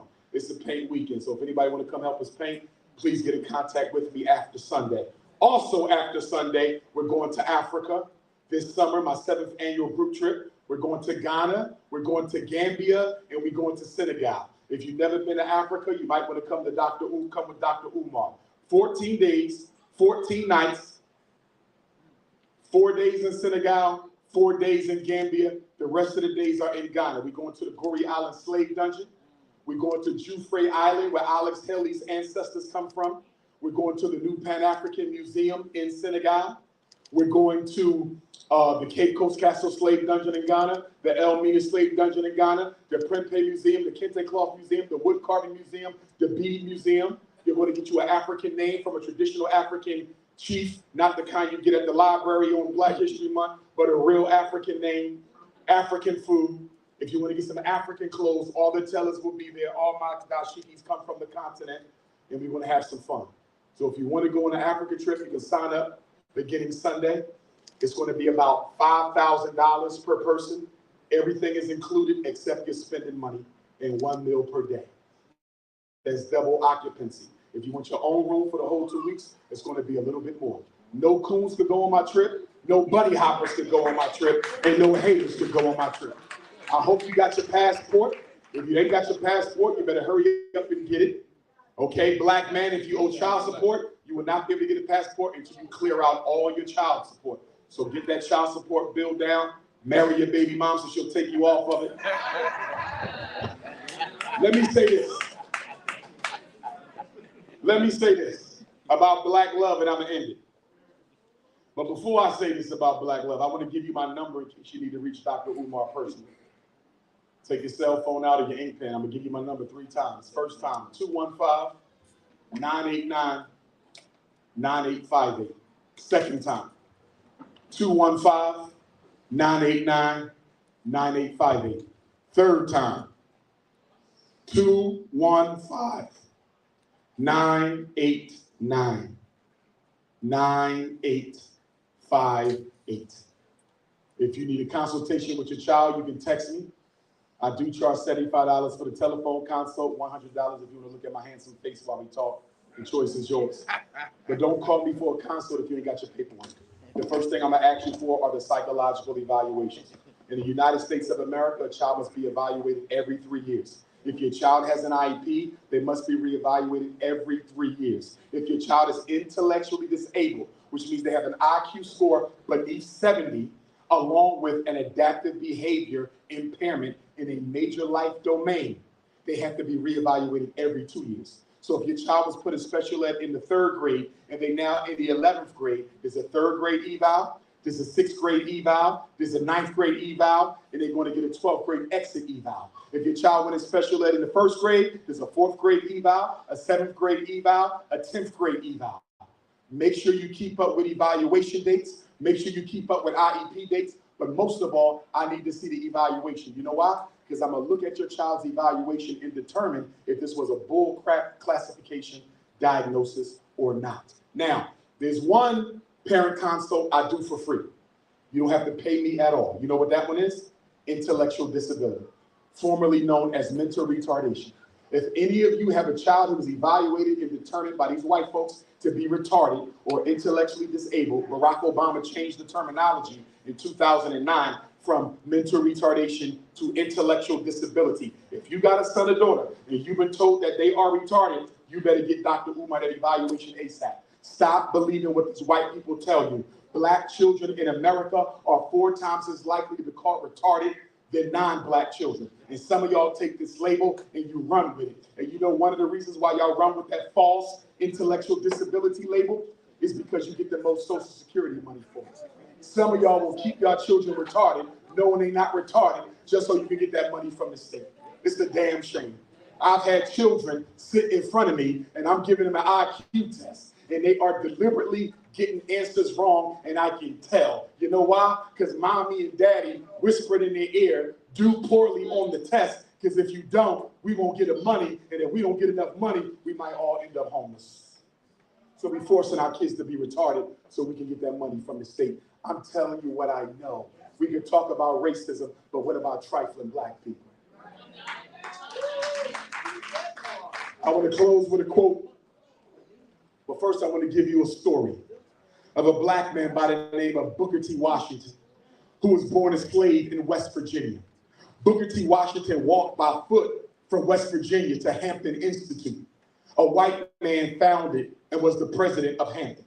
Booker T. couldn't afford to go to Hampton, so he asked for the opportunity to work himself through school. He was given the opportunity to clean. And he cleaned so well that the good white folks in Hampton put him on a work-study program that allowed him to earn his education. When he graduated, the black community of Tuskegee, Alabama called Hampton looking for a black man who could come down and teach the black folks in Tuskegee how to make a living during post-Reconstruction. Booker T. Washington took the job. He goes to Tuskegee.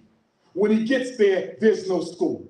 So he uses an old barn, an old church, an old storefront. When the first class of students came to Tuskegee, they said, Booker T., where's the lecture hall? Where's the dorm? Where's the restroom? Where's the cafeteria? And Booker T. Washington, the man who influenced the Honorable Marcus Garvey, said you're standing on it.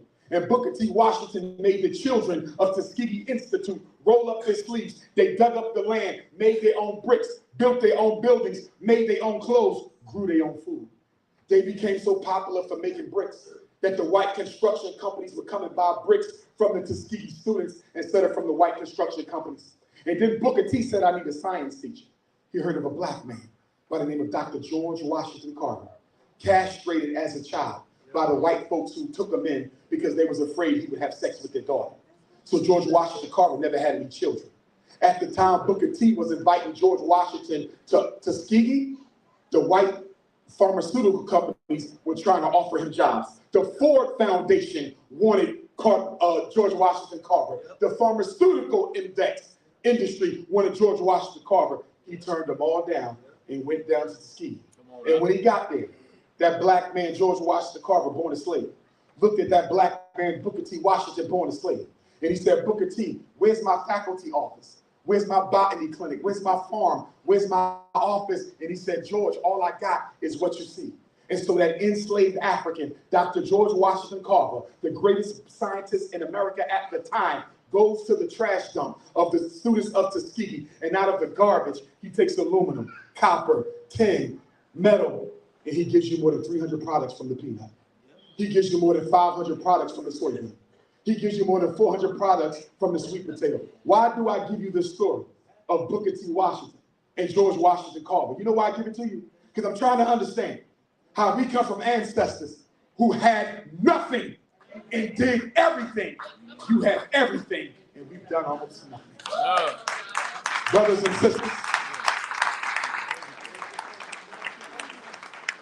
I want to close with a quote from my ancestor, the Honorable Frederick Douglass, who left this earth yesterday, 129 years ago, February 20th, 1895. And of course, El Hajj Malik El Shabazz Malcolm X, who left this earth today, about 60 years ago, or 50-something years ago. Brothers and sisters, my family came to America in 1701. A black man named Bailey, stolen from Nigeria. He was brought to Talbot County, Eastern Shore, Maryland. He married a black woman named Selah, for whom my 12-year-old daughter is named. In 1745, Grandmom Selah had Grandmom Jenny. In 1776, Grandmom Jenny had Grandma Betsy. Grandma Betsy was born a slave, but she married a free black man, my grandpa Isaac, who was a sawyer. They had 12 children. One daughter was named Harriet, another daughter was named Young Betsy, my 5 times great-grandmother. These two sisters were raped by the slave master who owned our family. So in February of 1818, the greatest black leader in American history was born. His name was Frederick Augustus Washington Bailey. At the age of 20, cousin Fred ran away from Baltimore, through Delaware, through Philly, through New York, and he changed his last name to hide his identity on the fugitive slave trail. So in 1838, Fred Bailey became Fred Douglass. In 1819, Frederick's half-brother and first cousin was born, July 1st, 1819, my 4 times great-grandfather, Stephen Henry Bailey. Frederick and Stephen were brothers because the slave master was their dad, but they were also cousins because the slave master raped both mothers. My grandpop George married my grandmom Caroline. My grandpop Stephen married my grandmom Caroline. She didn't learn how to read until 1909, the year the NAACP was founded. On November the 14th, 1841, they gave birth to my 3 times great-grandfather, George Washington Bailey. He would become the first black public school teacher in Denton, Maryland, hometown of Harriet Tubman's parents. My grandpop George married my grandmom Annie. When the Civil War starts, my grandfather Steve and my grandfather George, father and son, they fight in the United States Colored Troops of Maryland, 19th Regiment and 9th Regiment. Do you know what that means?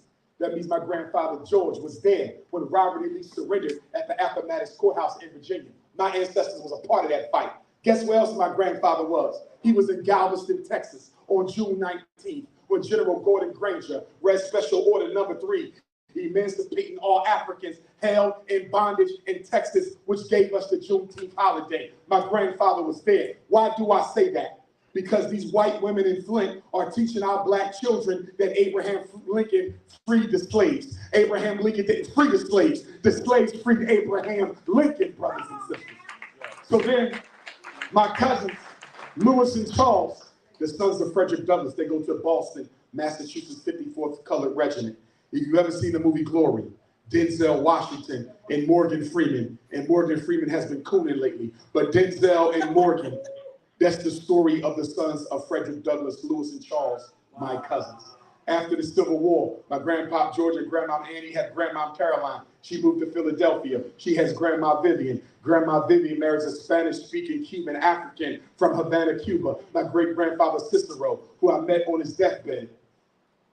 And then Grandpa Cicero, Grandma Vivian had my grandma Ida, who passed away 6 years ago. She married my grandfather James Johnson, who passed away before she did. They had my father Jamal. He met my mother Barbara in the streets of North Philadelphia, the ghetto of North Philadelphia, and on August the 21st, the anniversary of the Nat Turner War, August the 21st, the anniversary of the Haitian Revolution, August the 21st, the anniversary of the George Jackson War, August the 21st, the original birthday of Jesus the Christ, August the 21st, the day Emmett Till showed up in Money, Mississippi, August the 21st, the date of the Fugitive Slave Convention, August the 21st, the day Fannie Lou Hamer showed up in Atlantic City to testify before the Democratic National Convention. Martin Luther King Jr. is not the reason you got the vote. Fannie Lou Hamer, a black woman, is the reason you got the right to vote. I was born 11 driving minutes from Independence Mall, where those white racist, hypocritical slave masters signed the Declaration of Independence, where Thomas Jefferson read it at. I was born 11 driving minutes from where they debated, signed, and approved the U.S. Constitution. You know why I was born 11 driving minutes from the birth of white supremacy? You know why I was born on August the 21st, the date of the Haitian War and the Nat Turner War? To fight for the liberation of African people with every breath in my soul.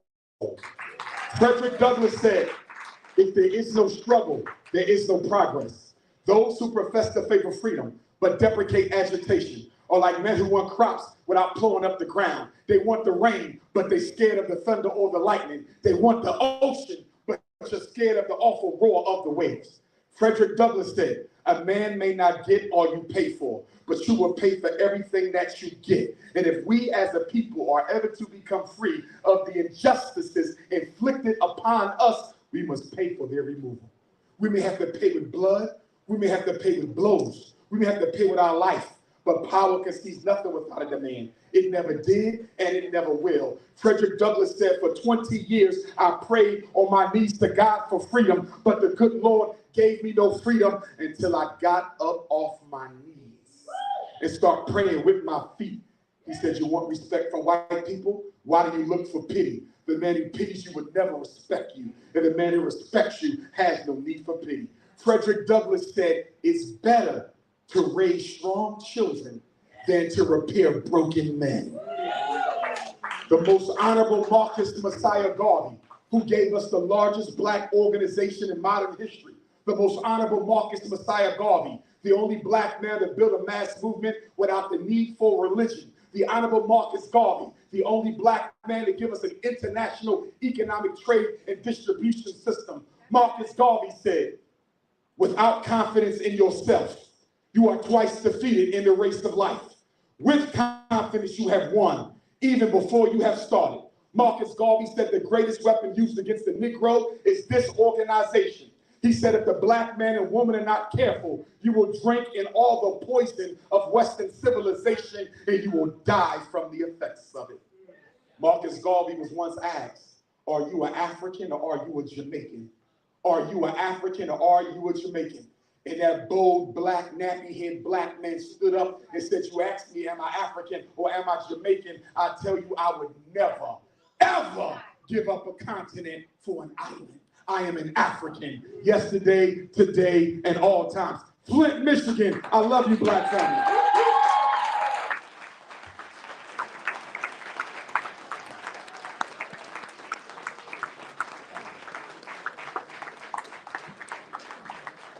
I'm going to take a few photos. Here's the book if you want a copy. I'll go over to the other room after we do the Q&A. If you want to do a photo, you can come over there. Want to get a book signed, you can come over there. It's 500 pages, everything you need to save your child. Or you can pay me $75 every time you got a problem. I think the book is cheap. Who has a question? Raise your hand. I'll take about 5 of them. My brother in the back, you're number 1. Is there another question? My brother, you're number 2. My brother, you're number 3. Queen Mother in the red shirt, you're number 4. Do we have another sister? Do we have another sister for balance?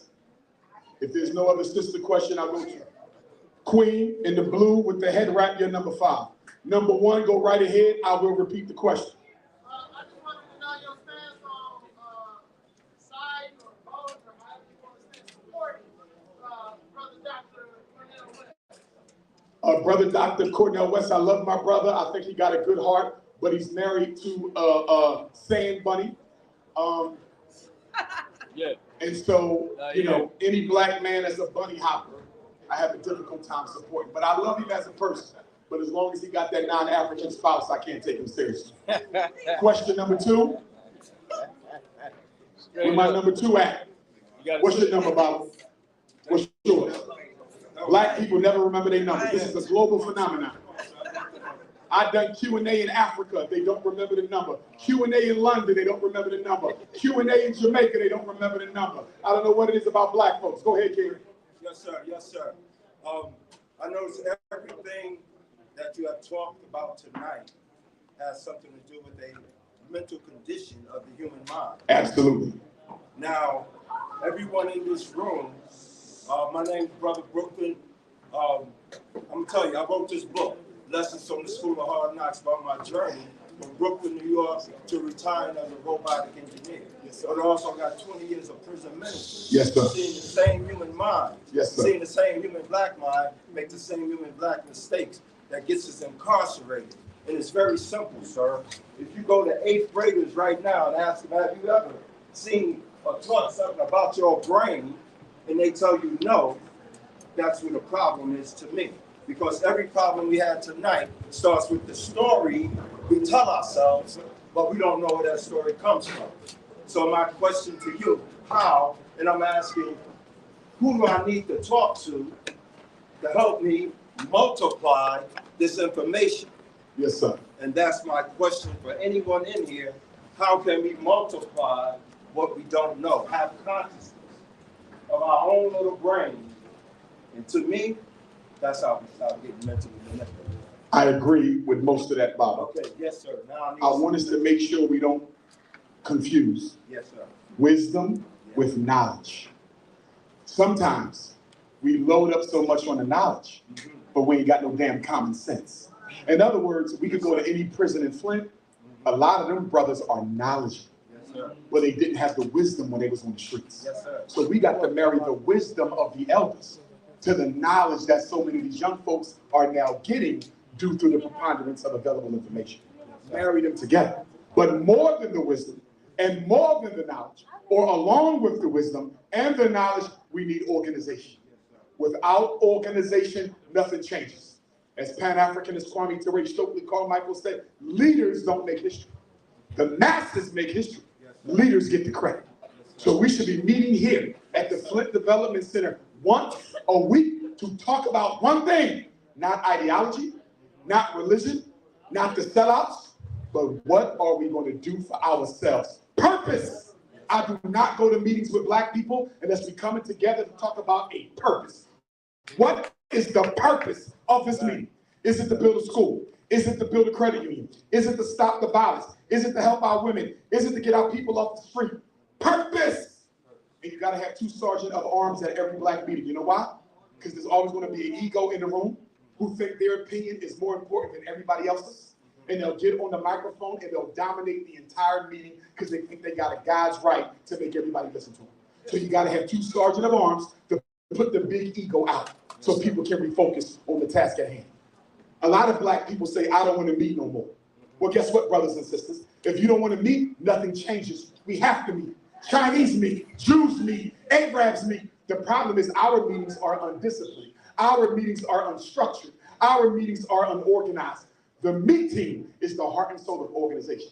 Without meeting, there will be no change. You and I can talk about that, Bob. Appreciate you. Who's my number 3? Go ahead, Elvin.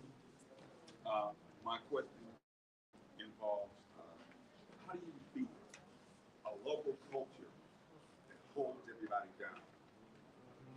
How do you pass through that, even when you join arms to the point where you get these people in the mindset that once they leave this joining of arms, it's a feel position.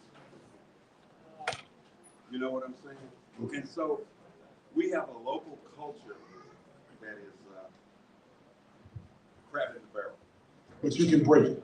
Yeah. Frederick Douglass said, one man in God are a majority against the world. Oh, I agree with that. We can That's break what it. I'm saying. We need to find the people of like minds. The people that once they link arms, that's not done when you leave the room. Keep that link alive and continue to progress forward to do the task at hand.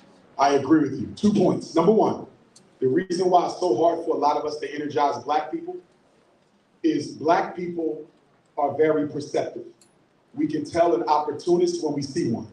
Whoever we put out front, and it shouldn't be one person, it should be a team. We got to get out of a European religious one messiah complex because they're going to do nothing but kill them or incarcerate them, and the whole movement going to waver. We got to have a leadership team, elders, youth, and everything in between. The problem is, too often we let our leaders choose us. Leaders ain't supposed to tell you they're the leader. The people supposed to decide who's going to represent them. See, we got people who anoint themselves, and they can do that because we're disorganized.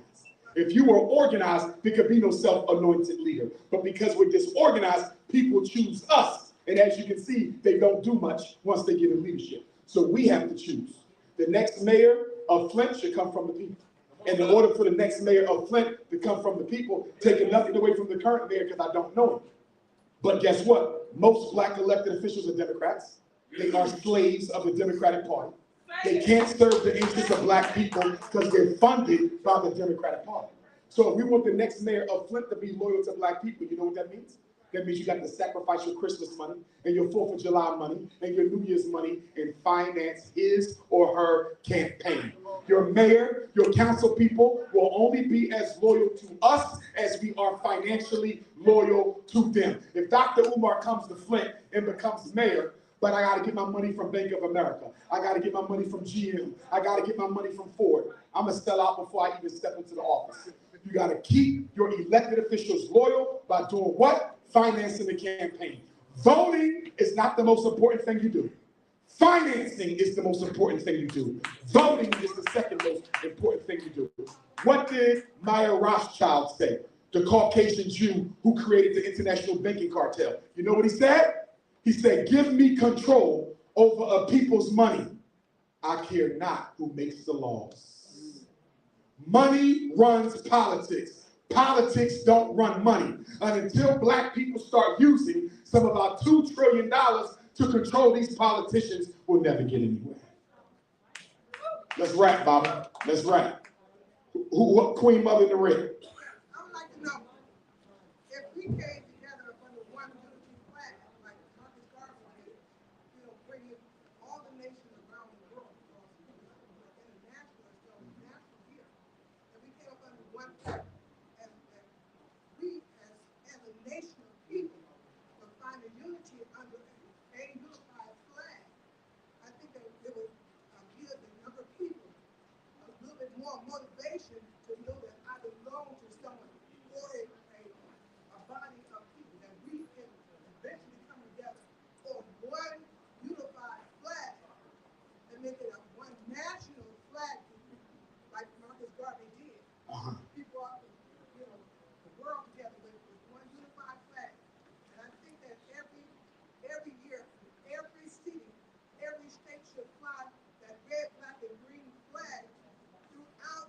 Yeah, I'm going to have it done in the city of Detroit. I'm working on that now. But the thing is to have it flown over every city, every state in the United States on Black History Month, like they fly the flag in Detroit, the rainbow flag. They fly 3 times a year, even in June. So I think that we should think about unifying ourselves with that red, black, and green flag that Marcus Garvey did, and leave that for us to fall under, and then have that flag thrown over every capital, every city in the nation, to unify us as a people, as a nation of people. We must come together as a nation first before we can even unify anything else, to allow for ourselves and for our vote or anything else, to know that we have people who are like-minded. What do you think? I'm glad you said we have to organize ourselves as a nation first. As a Pan-Africanist, I totally agree with you with the red, black, and green flag. Most of us here know that the only real flag for African people is the red, black, and green anyway. But guess what, Queen Mother? We can fly the flag all day long. If you ain't got no organization, it becomes another empty, useless symbol. Stay with me. I love the red, black, and green. I pledge allegiance to it. But without the organization to back it up, it becomes another useless symbol. I don't want my flag flying around until black people are able to respect it, protect it, and defend it. Here's the other thing. Stay with me, Queen Mother. Our people are politically diverse. We are religiously diverse. We got gods and earths. We got Nation of Islam. We got Nawapians. We got the black socialists. We got the Hebrews. You see, we got Christians. We got Sunni Muslims. Here's my thing.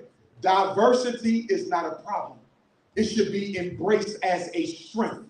We don't have to agree on everything. We just have to agree on certain things. Because no matter what you believe, we all know the police are a problem. We all know the schools are a problem. We all know that having no hospitals are a problem. Let's unite around the purpose of building Black Wall Street in Flint, Michigan. And let's not get too caught up on the philosophical or the symbolic things that we have. You understand? Because there's certain people who ain't going to grab RBG. There's certain people who ain't going to grab the nation's flag. There's certain people who ain't going to grab the Hebrew flag. There's certain people who ain't going to grab the God's on earth or the Nawapian flag. And that's okay. We don't have to agree on everything. We just have to agree on certain things. At the end of the day, somebody who is sincerely committed to African people, it don't matter what flag you fly, because we're going to unite anyway. It don't matter what flag he pledges allegiance to. If he's serious about solving our problems, me and him could work, even if the religion is different, even if the political ideology is different. Right. So for me, I would rather organize with a Bible-carrying, politically unconscious Christian who cares before I organize with a bunch of fake woke Negroes on YouTube who don't want to do nothing but fight and argue. So let us find the right people. Find the right people. When I go looking for people to work with, I don't just look for Pan-Africanists. I look for anybody of any persuasion, of any creed, of any religion who wants to see Black people do better. That's my criteria. And I'm diehard Pan-African. But I understand that the unity of all people is the essence and spirit of Pan-Africanism, and we have to promote the unity above and beyond the symbols and the ideologies. Thank you, Queen Mother. Queen. For the younger generation, how do we encourage each other to raise voices in a room full of deaf ears? So many people don't want to hear this, they don't want to appreciate it, they don't think it's their family, but how do you continue to encourage other people to use their voice to be effective with their matters? One of the biggest disappointments of the past 30 years is the fact that the white power structure has done a good job turning our college-age young people into coons, bourgeoisies, and sellouts. The civil rights movement, the sit-in movement, the freedom ride movement was born on the college campus. We would have never got the right to vote without black activists in college. We would have never got desegregation without black activists in college. You fast forward to today, most of our college-educated young people are fighting